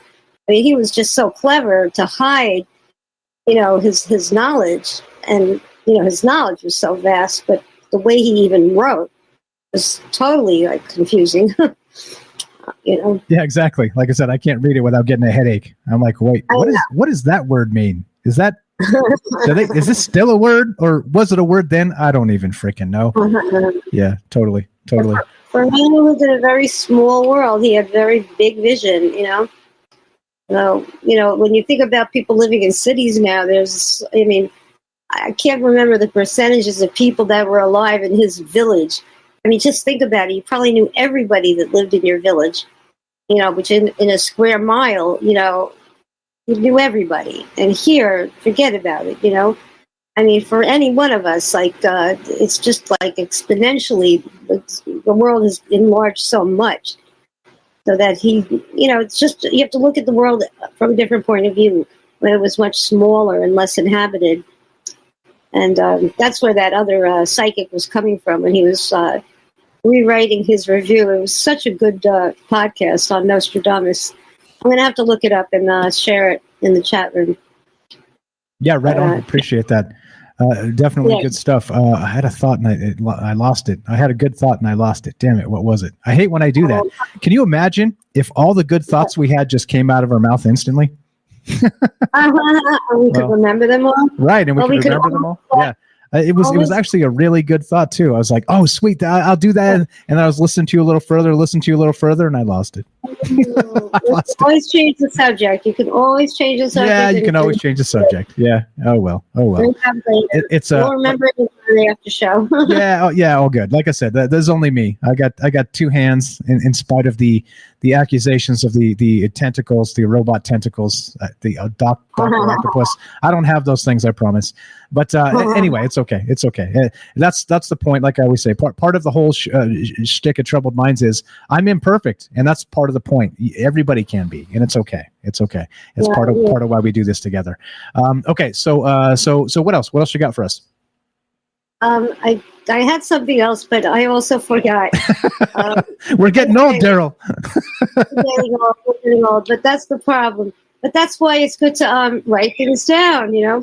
Write it down. I try to write everything down. I didn't get a chance to tonight because I'm too lazy and I'm whatever. I can't move that well yet. Gotcha. I'll be better tomorrow and the next day. And the next day. Fantastic. But this is all awesome. I love the discussion. I love the show. Great job, and keep it up. And can't wait to hear who else calls in. Right on. Thank you so much. Daryl has a YouTube channel as well, guys. She has a single, and not just that, she's been singing for a long time, doing show business for a long time. So I've got the right there. You can see it. I forgot to add it to the link tree. I will do that, Daryl. Sorry about that, but it is right there on the screen. I added it right now. You guys can see. Follow Daryl. Daryl has a YouTube channel, and you could freeze the screen and grab it, and also add it to the link tree down below. Thank you for being part of the show, Daryl. Always amazing stuff, and thanks for listening. Thanks for being you. You're the best. Thank you so much. Thank you. There you go. Easy as that. Thanks for the phone call. And so what we're going to do, go ahead and stay right there, Daryl. If you want to listen from there, that's cool. So you don't have the weird delay. Just mute up. You know the drill here. All right. So what we're going to do is, since we can go a little bit long because it is Saturday. Fuck it, right? Fuck it. Nobody tells us when to start and when to stop. So we're going to just take a quick couple-minute break here, and then we will still take in your phone calls. So what do you think? The whole conversation is this tonight, and I'll try not to mute myself this time. So I'm used to all my other buttons Now there's new buttons. So sorry, I fucked up. What can you do? But anyway, so point being is that we're going to take a quick break, 2 minutes, but we're still talking about the future. We're discussing whether you can actually divine the future through, who knows, divination, scrying, like Matt was saying, all kinds of different things. Or do you think maybe it is not magic, it's science? It's that maybe in some sense we have, I remembered what that thought was, Daryl. I remember what that thought was. I'll tell you when we get back. So in some sense, right, where do you get this information from? Is it based on your past? Is it, again, we have DNA memory. We're told that we have these instincts that are passed on through DNA memory through the generations of not just like, dozens of generations, but thousands of generations type thing. And so if that's the case, right, then we have a sort of a sense of that common sense, right? It's kind of built into us. And so just because we're walking into a room with the power of our ancestors built in, right? Which makes us a very powerful individual, by the way. And so the question is, do you think that there are ways that humans can actually tell the future? All right. That's what we're talking about tonight. Nostradamus, we're talking about all the rest of this stuff. And if that's the case, right? How? Why? How come? Can only some people do it? Does it take practice? Is it a gift? Is it all bullshit? I'm open to all the takes. That's the idea here. I'm not trying to convince anybody of anything. I have my opinion. You have yours. But when we talk and we all get together, you see how this evolves into something else entirely. So that's what we're doing tonight. If you want to be part of the show, 702-957-1037, 702-957-1037, troubleminds.org. Click the Discord link and watch. This time I'm actually not going to mute myself. Check this out. All right, we full screen that. I'm going to play some music, and here we go. Let's do which one? This one. All right, I think that's the in, but we're going out. Taking one more break. You're listening to Troubled Minds. I'm Michael Strange. Love to hear your thoughts. Can you tell the future? Could not Nostradamus tell the future? What's going on? Click the Discord link at troubledminds.org. 702-957-1037 down there in the left hand of the corner of the screen. Phone number's up. Love to hear your thoughts. Be right back. 2-minute break. More Trouble Minds on the way. Don't go anywhere.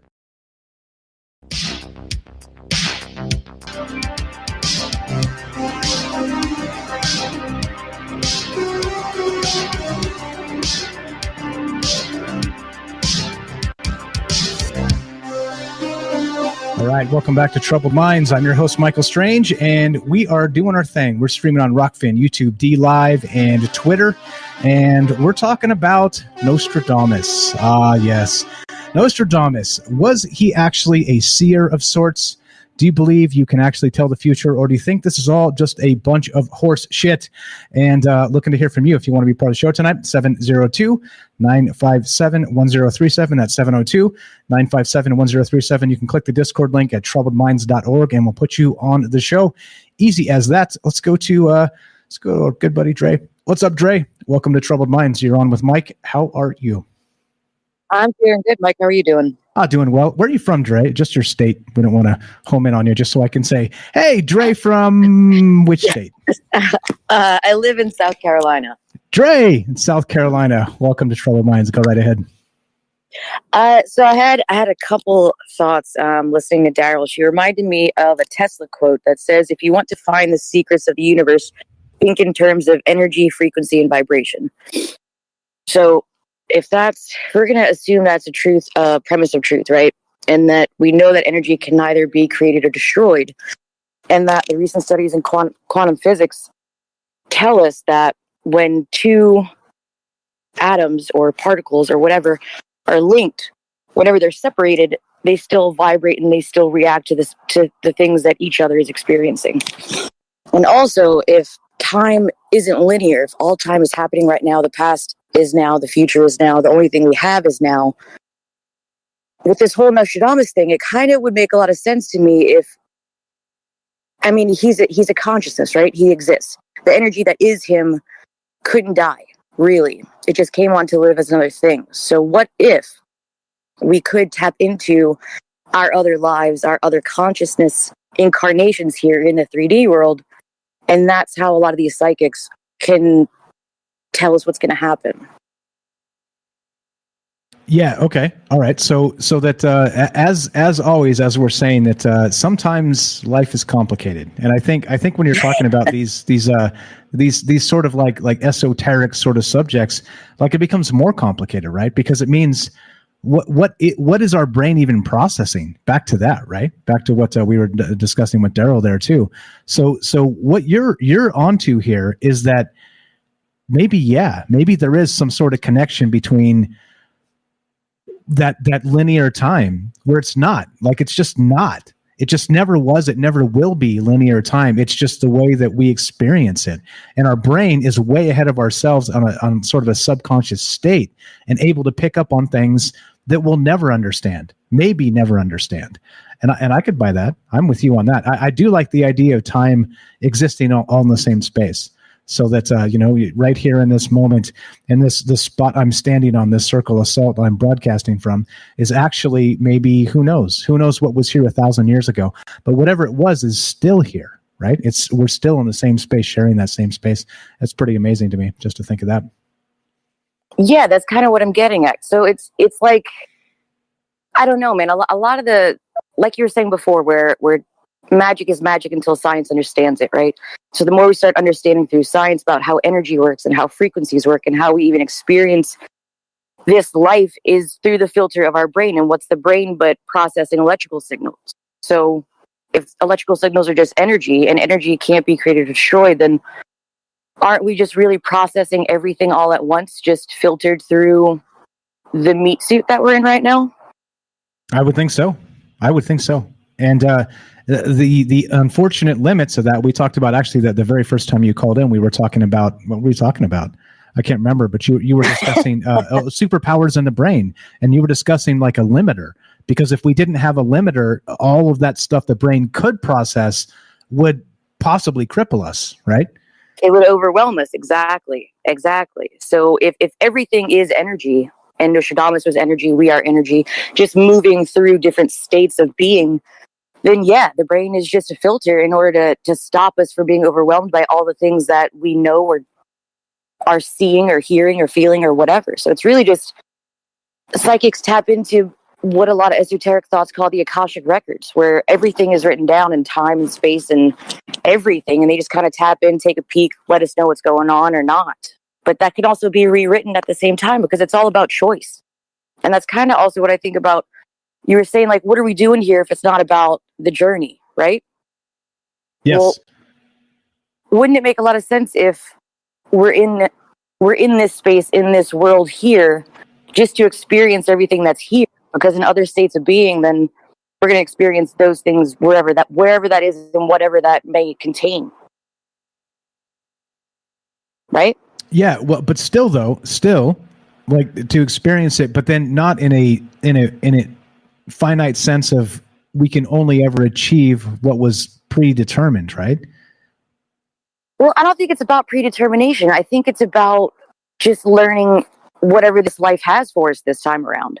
If our consciousness chose to incarnate here just to experience the 3D world in this lifetime, then we're going to live a different lifetime once our consciousness moves on to somewhere else. So it's not about it being written in stone. It's about being here in the moment, in the present now, to experience the wonder of the world. I mean, I don't know. I was talking about this with my boyfriend the other day. It's like, do you know how lucky we are just to live here right now in this time, to experience all the messed up things in the world, yeah, but you also have so many beautiful things in the world too. I mean, personally, I'm just a huge fan of nature. Go walk through the woods and all the wonders of creation that are there.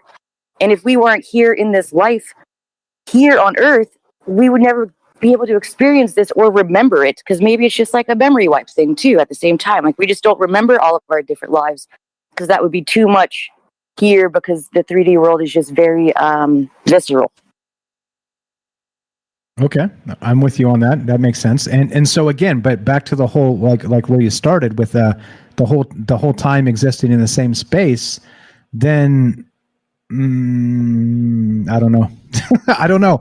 I don't know. So what does that mean? I agree with you, by the way, about and this is why I don't like I said, that my 3 trigger points: taxes, healthcare, and doomsday prophecies. I can't stand it. It gets under my skin, because it's kind of like that pointing the bone, right? I don't like trying to plant that seed in people's head that the end is nigh. I don't like that. Like, let's live like we enjoy today and we expect tomorrow within reason, and we're going to do our best today and tomorrow and the next day and the next day. And like doing that sour doom all the time, sour doom, it's how you manipulate people. That's the thing that pisses me off the most about it. It's the fear porn. I mean, that's really what it is. Yeah. That's what the media like to do. Keep us in a state of fear and anxiety just so we're always worried about what could happen or what might happen. And we never actually get to be here now in the present and just kind of love whatever we got going on for us, man. You know what I mean? Like, granted, people's lives are hard and you're always going to have difficulties, but just because you go through hard times doesn't mean there's still not beauty that's surrounding you. Just that doesn't mean there's not love that's still surrounding you. So the whole doomsday thing, I don't jibe with that either. If the world ends tomorrow, then you know what? Okay, it ends tomorrow. But for today, hell, man, I'm going to go walk in the woods for a while. You know what I mean? Yeah, I'm going to drink an ice cold water. You know, I'm going to, you know what I mean? Like simple things. Like, it doesn't mean you have to stop enjoying amazing, simple things just because, I mean, we know we live in a fucked up world, and that's for sure. But it does not mean the end is nigh. All right. It does not. I've said this. I'm going to continue to say this. We got ourselves here. It means we can get ourselves out. All right. And I truly believe that otherwise I wouldn't be doing this show. I'd be, I don't know. You tell me. I don't know. But you know what I mean? 100%, man. Seriously. Yeah, we got ourselves here. We're the only ones that can get ourselves out. Yeah. There is no like great divine hand coming down from a cloud that's going to save us from our shitty decisions. That's not how that works. You know what I mean? Like, you have to make the decisions for your own life and move forward in however you think is best for this time around the sun, this time. So yeah, that's for sure. I'm with you 100% on that, man. Right on. You're in the right place. What else you got regarding Nostradamus? Do you think that he was a seer, or do you think he was just a poet that we misinterpret like crazy? Isn't all poetry misinterpreted until some scholar decides that it's not? Really? No, maybe, but I think scholars are assholes. If you want to, they are. Yeah, if you want to quote me on anything, scholars are assholes. Anyway, sorry. For sure. When it comes to Nostradamus, I mean, yeah, like I was saying, I think some people do have the gift where they can tap into the energy of the universe. You know what I mean? If it's all free, like Tesla said, the secrets of the universe lie in energy, frequency, and vibration. I think some people are just more sensitive to understanding those things than others. And they can maybe reach out into their future consciousness, wherever and whenever that's incarnated, and see what's going on there and report back. Or maybe it works different for them. I'm not really sure. It's like some of the other callers were talking about tarot and astrology. Morticia, Daryl brought up the astrology thing, and it's like, yeah, man, there's a lot that's written in the stars, and there's a lot that the heavens affect here on the planet Earth. But that's, once again, referring back to the whole frequency, vibration, energy things, because everything living, everything in existence has those. So Nostradamus, yeah, man, I mean, who's to say he wasn't doing exactly what we think he was? Maybe we just don't know how to understand him. Or maybe we just need to get to a greater level of understanding about everything around us in order to interpret whatever he wrote down properly. Or maybe the way the media spins it is bullshit, because the media always spins it into bullshit, and it's more fear porn. So I wouldn't really go at it from the whole, like, what's reported sense. I'll say, if you want to study what he had to say, then go look at his actual words and read about him and learn about him and see where he was coming from. And yeah, who's to say it's not real? Yeah, well, exactly. Well, in the sense also that, doesn't that mean in some sense that you and I are both also seers or prophets to some degree? I think anyone can be, if that's the path that they choose and that's how they want to live and that's what they want to study. What's to stop you from exploring your own energy and your own body and getting your own consciousness to a higher level of understanding, so you could be a prophet too, or be a seer too? You can learn tarot. You can learn divination. There are many forms of divination. You can learn anything you want if you take the time and put the energy into it. All right, perfect. So we'll say a hefty dose of maybe, like maybe. Yes. We don't know. Well, I mean, it's such a long time ago too. It's, you know what I mean? It's like Matt said too. So there was some speculation that he didn't even write that stuff, that was written by somebody else and all kind. I mean, again, right? Like, there's so many wrinkles of God, who knows what. That's again, right? Like I always say, that the post-truth world truth becomes a slippery fish, and that's why I'm not even interested in truth anymore. To be honest, I think truth is in my opinion, probably one of those. a red herring, maybe, right? It's a truth is a distraction, because it's not necessarily truth, because there's no objective truth. It's your truth, and your truth is your truth, but right, it's not mine. Right? Personal truths are more meaningful than any kind of universal truth, in my opinion, because if we're all, I can't see things from your perspective like fully. I can't look through your eyes, just like you can't look through my eyes and see it from my perspective fully. And I mean like 100%. Right. You can explain your perspective to me. That doesn't mean I'm going to get it. So personal truths hold way more weight for me than some written down book definition, because I really think like, I mean, this is kind of off topic, but I think when we feel the need to label things and define things and put it in a box, it really just limits whatever that thing could be. Yeah, 100%. And on topic, you're in the right place. Definitely Thanks. good stuff. Good stuff. Appreciate it, Dre. What else you got for us tonight? I think that's about it, man. All right, that's cool. That's cool. Yeah. As you know, you are welcome back anytime. Dre in South Carolina. Thanks for the phone call. Thanks for hanging out with us. Thanks for spending your time here. As always, I say, and I mean this, the most important thing is your time and your energy, and you're giving that to us, and thank you so much for that. Hey, before you get off, Dre, I wanted to say something. You know, if we all picked the time that we lived in, if we all opted to come here, why do you think we opted to pick this time? And like, did we pick this time because there was going to be an end of the world during our time on Earth? I don't think so. I don't think we wanted to live here because there was going to be the end of the world. I think we wanted to live here because we were going to have to, we would get to use smartphones and technology. Or like, let's say, you know, maybe the times of the Roaring 20s, like they wanted to be flappers, but then they didn't look that far ahead enough, and they didn't see the wars that were coming up or the Depression. Like there's always a glitch in that kind of like, I want to come back for this time, or I want to come back during the sexual revolution, so I got to have lots of sex. Oh, but then there was AIDS, and then you couldn't, and then there was that other disease, and then there was a pandemic. Oh dear, I picked the wrong time. Like there's always going to be a glitch in the time that you picked. You know, I was just saying that. You know, like we don't pick the time that carefully. I think we pick it maybe a 20-year, you know, parameter, and we're not looking too far ahead. I think we're looking to be, where are we going to be when we're in our 20s and 30s and 40s? What do you think about that? I don't know. You just made me think of that. I think that there is no wrong time to incarnate here on Earth. I think that we have a lot more purpose than we realize. I think that we came here knowing what we'd be facing, and we came in to help, honestly. I think that a lot of people came to do whatever their selfish needs were, but I don't think everyone is kind of on that wavelength. I think each life we live, we choose that experience for whatever it has to teach us, and also how we can benefit others. Because, in my opinion, we're not human beings. We're spiritual beings, and we have spiritual family that we care about. So if we're incarnating here with our spiritual family, well, we're here to help them out too, to live this life, to experience the beauty, but also to help us move forward and to grow and to learn in as many different avenues as we can.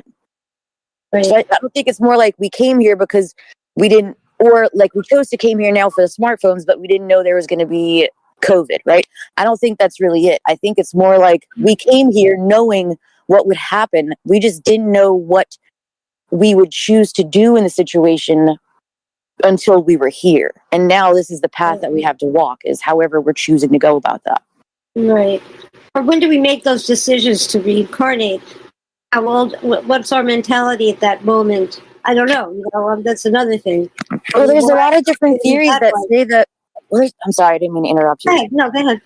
I was saying there's a lot of different theories that say that we choose to incarnate here on Earth because this is one of the few places for us to live in such a 3D sensory-based existence. Like a lot of other places are more like floating energy clouds, or we go and experience life on some planet or in some dimension that is nothing like it is here. They don't have an Earth like this existence. And that's why we choose to come here, because this is one of the few places where we can experience sex and love and pain and all of the extremes of the emotional spectrum, because that's kind of where it's at. You know what I mean? Like, yeah, there's struggles, but there's so much awesomeness and dope shit for us to do and experience. Then yeah, that's why we come here. Exactly. Like we have life and death, but we have all the stuff that's in between. Exactly. You know, we don't have life and death on the other planes or other dimensions. We're kind of all the same old. Maybe we just incarnate because it's a short-lived thing, but it's so intense. Yes, intense, exactly. Yes, Right. That's what I think about it. I like that a lot. Good one. Good Thanks. stuff. Good stuff. See, talking to each other helps, doesn't it? It's one of those things, right? We're told it's the opposite. We're not supposed to talk to our neighbors. We're supposed to hate our neighbors. But amazing when you talk to each other when you're like, oh, cool. Didn't mean to cut you out of that, Mike. My bad. No, you're good. You're good. You're good. That's the point of doing this, honestly. Like I always say, the joke is my ego's the size of the sun. But I'd honestly rather hear you guys talk because I learn too, right? It's not. I'm no I don't know, seer here or anything special. A jerk on the internet with a microphone. That's it. That's my superpower. That's all I got.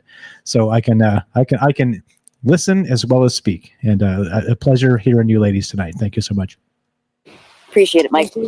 Yep, definitely. You too. Thanks for being part of this. All right. So we got anything else? You guys good? Dre. Well, why did our parents choose to incarnate? What were their choices when they chose to incarnate? What was their idea? Or what were some people that we know that are, I don't want to say the F word, but like someone like his parents, or what was his MO to incarnate during this time? Who says it was any different than our MO? They just made different life choices in this path, in this short existence that they had. They made very different life choices and chose their priorities for very different reasons. Right. Okay. I mean, when I think of my parents, I mean, they went through so much BS. Like, what part of that like the whole span was the mint part, and what was the rest that they had to go through was so much difficulty. They had so much trouble and so much grief and fear, much more than we had, but actually similar to what we're going through, very similar to what we're going through now. They went through the Holocaust. When I think about going through that and surviving that, who would want to go, who would want to be born during that time? I kind of think it's like I was talking about before, in that how you can go through all of these hard times and just absolutely horrific situations, but the part, like the lesson here is that yes, that happens, and no, there's no excuse for it, but there's still beauty that surrounds us, and there's still love to be shared, and there's still good things in life. Like your parents, they survived, they had you. What better gift would that be than to come out of that and have a daughter and a kid, you know what I mean, that they get to raise and experience your whole life with. Right. You know what I mean? Like that whole experience of raising a child, of carrying a baby, of being able to share love between two people and then have that love bloom right in front of you as your kid. Right. There you go. That's a good one. You have a point there. Okay. You win, Dre. You win. I'm not trying to win anything. I know. A lot of people, like there's so much fucked up shit going on, you know what I mean? But there's still so many good things that are around us if we just take the time to pay attention to them. Right. That's like seriously, like you can. I was riding on the interstate with my boyfriend, just looking out into the marshland and just noticing what's going on. And I'm like, how lucky are we? Like seriously, how lucky are we? Look how old that tree is. That tree's been here longer than we could ever be on this planet, and it's still sitting there, and it's still amazing, and it still has a life, and it's still got its own energy going on. It's still doing its tree thing. How about the crab on the beach? Look at that crab. It's a happy little crab. You know what I mean? It's living its life, doing whatever it can. We get to see sunsets over mountains or at the beach or wherever. We get to just see a flower grow that we planted and bloom right in front of us. We get to watch baby animals grow up that we either have as pets or just around us in nature. We get to experience the unconditional love of a pet or the unconditional love of a partner if you're lucky enough to find that in this lifetime. There's so many beautiful things around us that we don't have to keep looking at all the things covered in shit. You know what I mean? Yeah. Even though there's a lot of those things. Yes, there are a shit ton of those things, man, but that doesn't mean we have to focus on them. Right. 100%. Exactly. 100%. Exactly. The cup is always half full, Tim. The cup is always half full at Troubled Minds. The point is to have a discussion and to really say that no, it doesn't have to be focused on all the doom, right? it's also, there are two sides of every conversation. And so like saying, hey, look, they're not talking about this in the media for a particular reason. We should be aware of this to be knowledgeable to help us in the future, right?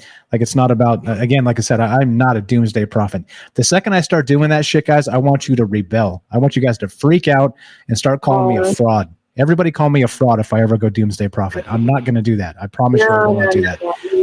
It's not in me. It's not in me. I can't do it. Because right again, you think about, I listen to people that do that stuff and I grind my teeth because they are literally like, you've heard of these cults, right? Where they take people's money because they're like, oh, the end is in December. You may as well just give me all your fucking money. Right. It's like, what? Right. Like, it makes me so mad. It makes me so fucking mad.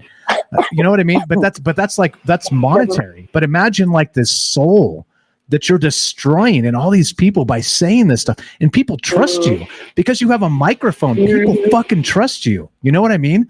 And this is what I'm telling you guys. Never trust me. Vet everything. Check my sources. That's why I always do it. It's why I always have an open line. If I'm off the rails, somebody call me and check me. Because that's not what this is about. That's what not this is about. Thank you. And that's what they should be, right? No doomsday prophets here. We're not doing that. Absolutely. Not doing Absolutely. that. Okay. All right, man, because even if someone says that the world's going to end, what the fuck are you going to do about it? Okay, the world's ending. How does that change what I'm going to do today or tomorrow or next week? If it's ending next year, cool. I'm gonna live it up this year. Man, you know what I mean? I'm still going to do right by people and I'm still going to make good choices, but there's nothing to change if the end is coming. Then you know what? Okay, it's coming. Cool. I'm going to go walk in the woods. Yeah. I mean, we're all going to end at some point, aren't we? I mean, exactly. Whatever that definition of end is. I mean, yeah. Definitely. Are you going to live like you're dying or you're going to die like you're living? Something like that. There you go. Something Braveheart quote. What did you say? Freedom, or whatever the hell he said. I don't know. Nailed it. Yeah, right. Something like, and again, it's okay to just laugh at ourselves. It's all good. Yeah. All right. So we got 10, 15, 20. Nobody told us when to stop. So you guys are welcome as long as you like, of course. But we're still talking about this, guys. What are your thoughts here? Thank you, Dre in South Carolina. Thank you, Daryl in New York. See how that rolls off much easier. And I appreciate you guys very much. Thanks for spending your time and energy with us. Like I said, it means a lot. Yeah. Thanks, man. Have a good night. Thank you. Talk to you soon. All right. We're still taking your phone calls, guys. If you want to be part of the show, 702-957-1037. That's 702-957-1037. Going to put it in right there on the screen. That's Dre in South Carolina. That's Daryl in New York. And that's a fantastic conversation, right? That's what it is. And so that's why. So if you guys if you come in and you start pressing me hard on like doomsday stuff and I get agitated, you'll know. Okay, just to be honest up front, it does make me mad because that type of thinking, if you believe it, I'm sorry. Okay, I'm sorry that you believe that the end is nigh. I'm sorry you believe that. But also, I don't like spreading that type of stuff because you're robbing people of the joy they may have between now and then. You know what I mean? Even if you're right. I'm not saying if you've got perfect data that suggests the end is tomorrow, right? Here's the picture of the meteorite, you know what I mean? Or whatever the hell it is. It's still, I don't know. You see what I'm saying? That's a different story, of course. But anyway, yeah, Tim's got it right. The cup is half open. Matt says, eyes open, blowing minds again. Thank you. And of course, Daryl as well. Good stuff as always. What's up, Shadows of the Moon? Everybody give us Shadows of the Moon a follow on YouTube. Been a friend of the show for a very long time. She's been hanging out with us since back in the Frank days. And she's got a YouTube channel herself over there. So give her a follow, pretty please. Good people doing good things. All right, so let's one more another good comment here. What's up, Don? Says anyone take in the thought that he did major drugs to get into his proper state? You saying that maybe, just maybe, Nostradamus was a DMT aficionado. How do you say that? Anyway, let's say he dug DMT. Let's just cut to that. Let's cut to the Michael Strange way to say it. You're saying that maybe Nostradamus was on some sort of hallucinogens that allowed him to maybe have a conversation with the machine elves, which maybe not Nostradamus himself was able to look into the future, but they were able, through that altered mental state, they were able to convey the future to him. And so his translations are fucked up because his quatrains are not exactly perfect because, well, it was an interdimensional translation. I like it. I like it. So yeah, what's going on, guys? Everybody out there doing your thing, and we're just hanging out talking about Nostradamus. I want to point this out too. So the thought I had when Daryl first called in was this, right? So we were talking about if everybody out there had this is my derail thought that I couldn't corral at the time, but it came back to me. If everybody out there had their own predictions and they put them out there, right? Meaning that we would all, as a collective, be able to predict the future, right? Because everybody's throwing out their predictions and their ideas and how what's going to happen. And right, if you took all that and parsed it, and sure, fine, right? But think about it in terms of this. Is that not what they're trying to do with big data, with like Facebook and with Google and things like this, right? Is they're actually taking all of that data and trying to parse it, not just from us, right? Our fears, our hopes, our dreams, our anxieties, every bit of it, right? What we eat for breakfast, lunch, and dinner, probably when we take a crap, because I'll bet you if you're on Facebook, when you're taking a crap, they're tracking that too, right? They're like, oh, Michael Strange, and 8 minutes and a half, and he brings his phone with him. You know what I'm saying? I'll bet you that shit's happening. And I don't bring my phone with me, by the way. I do not. I'm not gonna tell you what I do while I'm taking a crap, because it will. It's a TMI. But okay, so point being is, and it's just taking a crap. It's as simple as that. But anyway, so the thing is this, right? In terms of if we were all seers and we were all able to throw all the information out there, everybody's own predictions from their own brains, right? And then maybe corral that information, come to sort of a consensus, right? Sort of like maybe a human consensus of what the future may be. Imagine that's what big data is doing now. It's actually doing that. And this new AI and the algorithms are actually corralling all of that stuff from us, putting in this gigantic ass database, and then trying to predict the future in a mechanical way, in a code way. You see what I'm saying? I don't know. That's the thought I had when we were first talking to Daryl there. So good stuff. Just hanging out, just chilling, just doing our thing, talking about Nostradamus and kicking it with some friends. All right. So still looking to take your calls, 702-957-1037. Click the Discord link at troubledminds.org. We'll put you on the show. Easy as that. If you want to jump in here, we usually don't do this because it isn't this type of show. It's more of an audio show, not a video show. But since we're not actually on the radio, there's a actual link. You could click the thing and hop in here and jump in, and we'll put you on the show right next to me right here. We'll do it this way. Oops, we'll reverse it. We'll do it like this, and we're stacked above me and below me. If you want to hop on here with your webcam or not, just click the link and get in here, and we'll put you on the show. Real quick, I want to talk about this as well. So you can go back too, right, and see there's a lot of this, right? So this was from the New York Post, and this was December 28th, 2020. All right, now 2020. Okay, and so you can go back and see in this, this post-truth era of exactly what was happening in last year with Nostradamus and the clickbait and all the crap, right? So again, right, here we go. So Nostradamus's predictions for 2021: asteroids, zombies, what else? Let's see, fathers and mothers dead of infinite sorrows, women in mourning, the pestilent she-monster, the great one to be no more, all the world to end, the philosopher went on ominously. Nostradamus also appears to allude to the coronavirus pandemic of 2020, they say, but writes that the following year will be even more destructive, perhaps bringing famine to the world. All right, well, there you go. So that was in 2021. We are now in 2022. And so you tell me. I don't know. Is this real? Is this not real? Great thought there, Don. Appreciate the idea of maybe, just maybe, Nostradamus was into DMT. I like it. All right. So let's see this, that, the other thing. Let's undo that. Get my buttons correct. All right. So if you want to be part of the show, got a few minutes left for you. If you want to give us your thoughts. Let's check the Discord. Make sure we're clear there. Everything looks good. Let's go to Joseph in Iowa. What's up, brother? Welcome back to Troubled Minds. How are you, my man?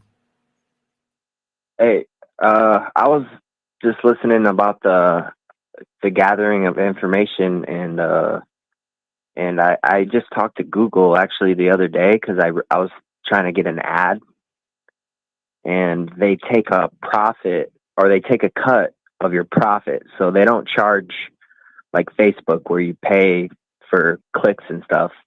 You get paid, and then they take a cut off of your pay or something like that. They have some system set up, but they ask these questions that are like really, first of all, they record everything. They right away, you have to agree to be recorded. And then they'll Joseph, ask you questions like, what makes you original from other people? They ask a lot of questions. Like they dig into your whatever you're presenting to them. So I think that's the entertainment industry is really a lot of people are I believe the entertainment industry is connected to it all somehow, like the ideas and stuff, because people can't they can't go to space, and they can't do what they want, but they can simulate it, almost. They can tell stories. You got Fortnite, you got arcades, big, Vegas. You're in Vegas. They're doing all this cool stuff. It's like architecture almost. Okay, so which means what then? What are they doing with it? That's predicting the future or guiding the future. Like someone said earlier, the future is always changing. So what if you can dial in, is what I wonder, if you can dial into something. Right. So back to what I was saying too, with all the data points of Facebook, Google, and all the rest of that, like you said, they were kind of asking you invasive questions a little bit on the phone, which seems weird when they know everything they need to know about you already, probably, right? They just need to dial in your profile and be like, well, we know that Joseph takes a crap at 6 p.m. and he has his phone with him and it takes, 6.5 minutes or whatever, right? They probably know those things. And I say that tongue in cheek to be crude, to make a point. That's not really what I mean, but they know if you leave the house, they know where you're going. They know how long you've been there. You said you're into VR. They know how long you've been doing that. You know what I mean? Those are the types of things I'm saying. So they do have all that data, and I think you're picking down what I'm putting up. Is that in the end for them to be able to tell the future, to feed it into this huge AI with a database so large that every data set is in there about all of us, our hopes, our dreams, our fears, our ambitions. When we take a crap, and they're going to put it, what we eat for dinner, how often we eat, and they're going to put it into a database and predict the future. Is that what we're talking about? Yeah, and then we would be stuck on a path, and then almost not have a choice. Some people, it would be like trying to break the matrix spiritually or something at some point. I don't know if that even makes sense. Yeah, well, I think maybe it does, man. Why not, right? What about back to the doomsday prophecies? Isn't that kind of breaking the matrix through breaking people's spirits? Yeah. Or is it emboldening and strengthening the matrix? I don't know either, man. I'm with you. I'm just a questions guy. If you're looking for answers, brother, you're in the wrong place. But you already knew that. I have no idea. Yeah. But it's definitely a good conversation. Appreciate it, my man. What else you got for us? Yeah, that was basically it. They ask a lot of questions if you ever have ideas. So that's why I think I mean, people who are in the entertainment industry are doing something creative. So maybe they would be generating more than predictions, and they would be generating technology. Like, they're generating like ideas that people are coming up with, and turn them into products basically before they could even, like, a collective, like, they're turning it into a hive. But that would take cooperation, like a willingness, I think, and a lot of people are willing, but I don't know, like, there's some really, like, there's that Rick out there, like, if you ever seen Rick and Morty, there's that Rick out there that you're missing that data piece, or that you're missing a couple pieces of the puzzle, and the whole puzzle is incomplete. Yeah, well, exactly, exactly. And if those pieces of the puzzle are missing, are never to be found, then, well, we'll always have that weird influx future, right? Like, who knows? Like, nobody has all the information. Nobody has all the data, except for, well, you know who? Zuckerberg. That dickhead does. Yeah. Yeah, or the Overmind. The Overmind. There you go. Back to the Overmind. Absolutely. We just did a show on the Overmind. Good shit. Good shit, Joseph. You're the man. What else, my man? That's it. Right on. Appreciate it. Check out his YouTube channel. Joseph has a YouTube channel, Hydro Hose. Scroll down. It says follow Joseph. Go check it out. Joseph, you're the man. Have a great weekend. We'll talk to you soon. Yeah, you too. Thanks, bro. There you go. Easy as that. Boom. All right. So where are we at time wise? I think we're good. This is about 3 hours. Are you guys satisfied? Here we go. Let's mash this. Let's do this. How about this? Are you not entertained? Are you not entertained? Is this not why you are here?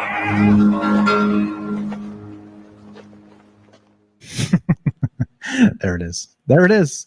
Thank you all for all your amazing takes. Thanks for being patient with me as I worked out all the tech issues as we all do this. And again, like I said, think about now. This is a testament to technology. All right. So I dig on technology a lot because of the surveillance state, because of the algorithms, because of their, trying to find out what we're eating, when we're eating it, when we're crapping, all this other stuff. Right. They're trying to do that.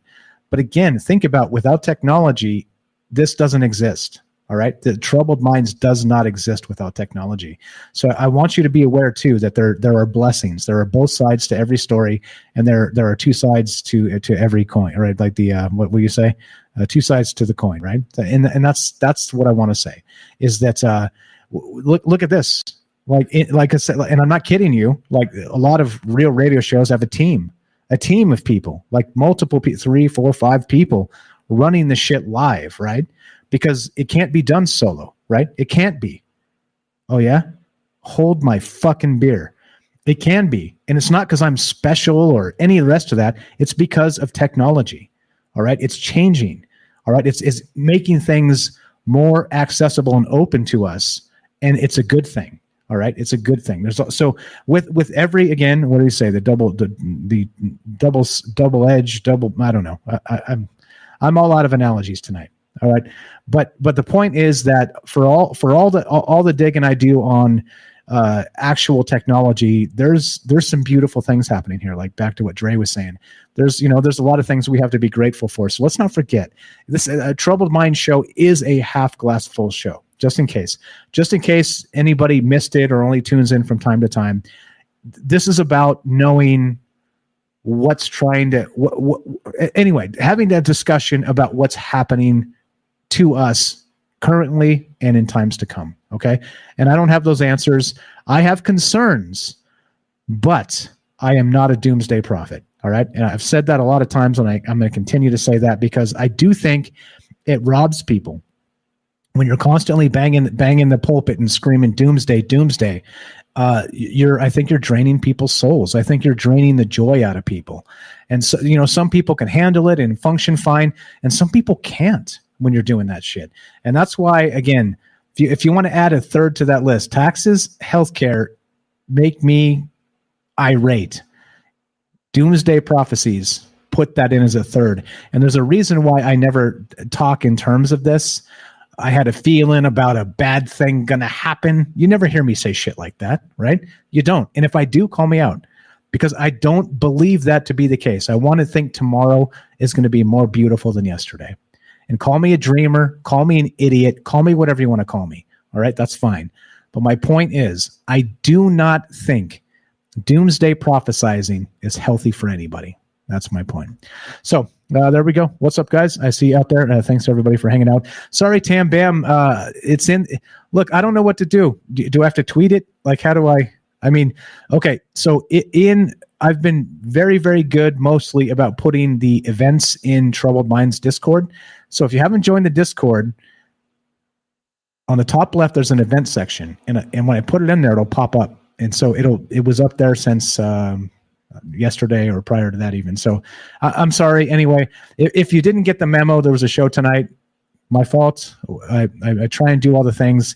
It's difficult to do all the things, like I said, when you're just one person, right? So so I know you forgive me, but that's just my point, right? It's just anyway. So I wish that I could just think it and it was done, but there's a lot of work that goes into all the things. So I apologize for that. There you go. What's up, Don says? I heard cocaine and heroin, but not sure with Nostradamus. That's pretty hilarious.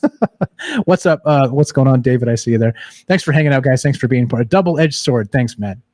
I'm looking for it.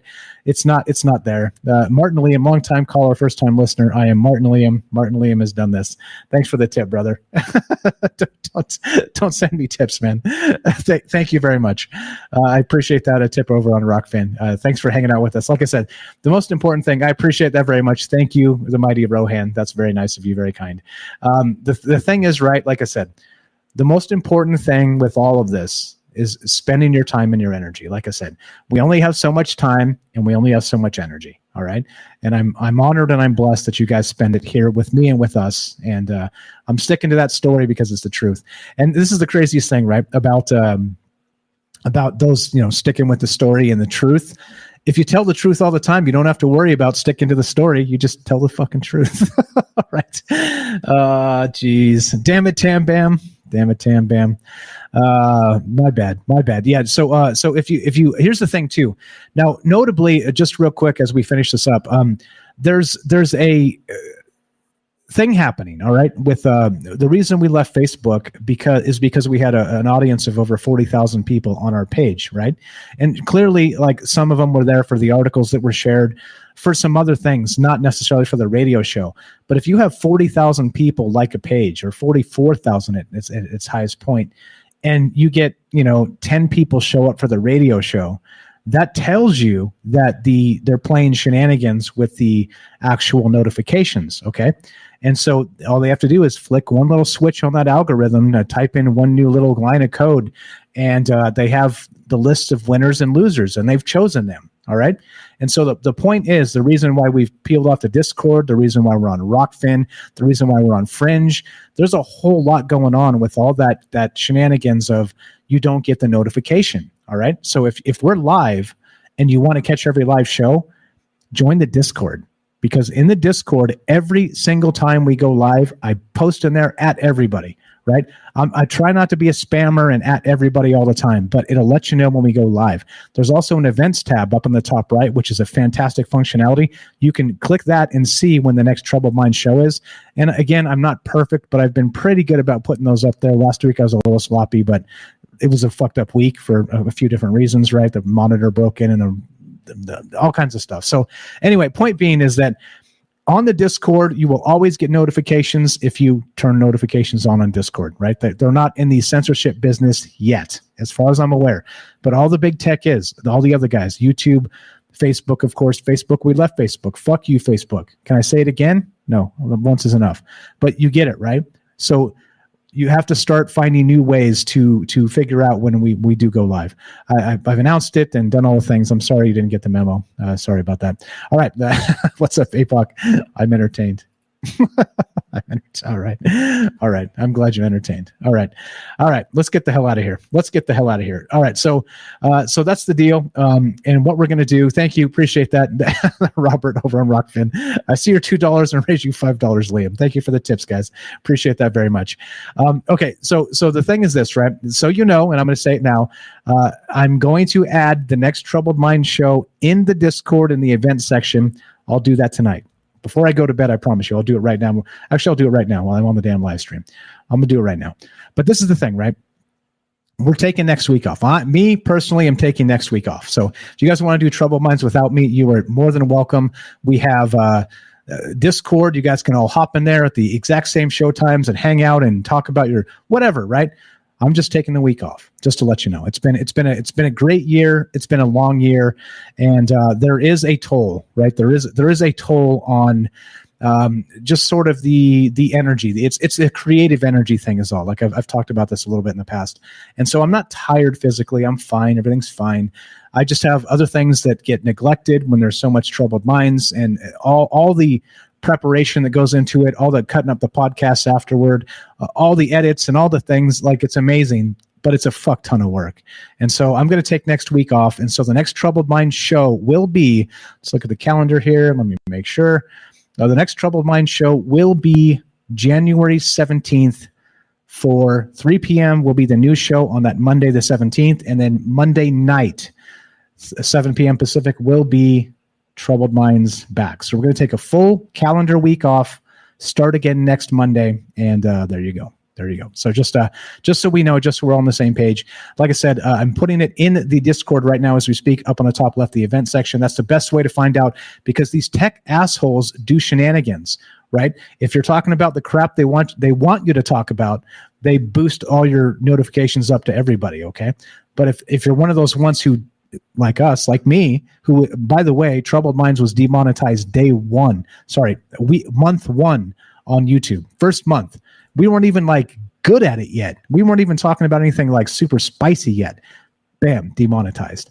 So point is, right, they're out there listening. They're out there watching. These algorithms are eating up the words like candy every single day, parsing them perfectly, putting them in different areas and the rest of this. And that's what I'm talking about. So you tell me, I don't know.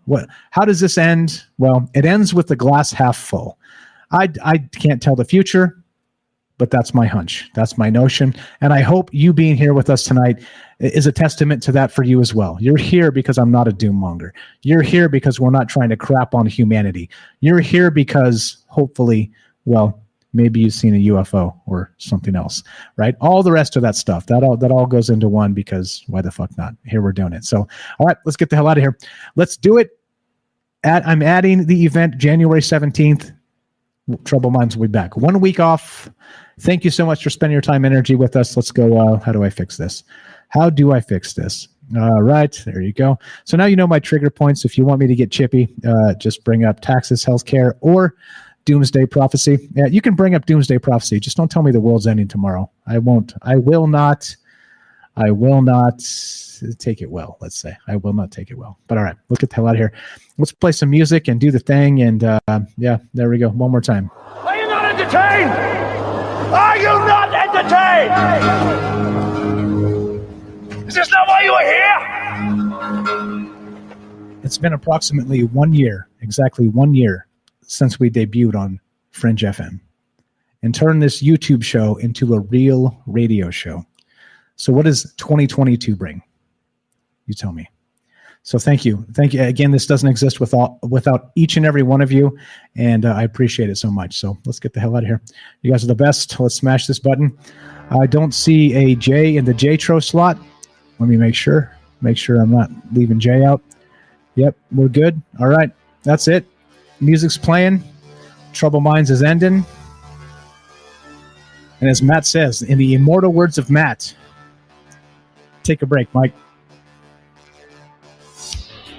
Yes, sir. All right. Actually, Dawn wanted the Soylent Green clip again. All right. I'll just have to emulate it for you. Soylent Green is people. Soylent Green is people. Oh, geez. All right. Let's get the hell out of here. What do we got? Read the chat. Hope everybody's doing well.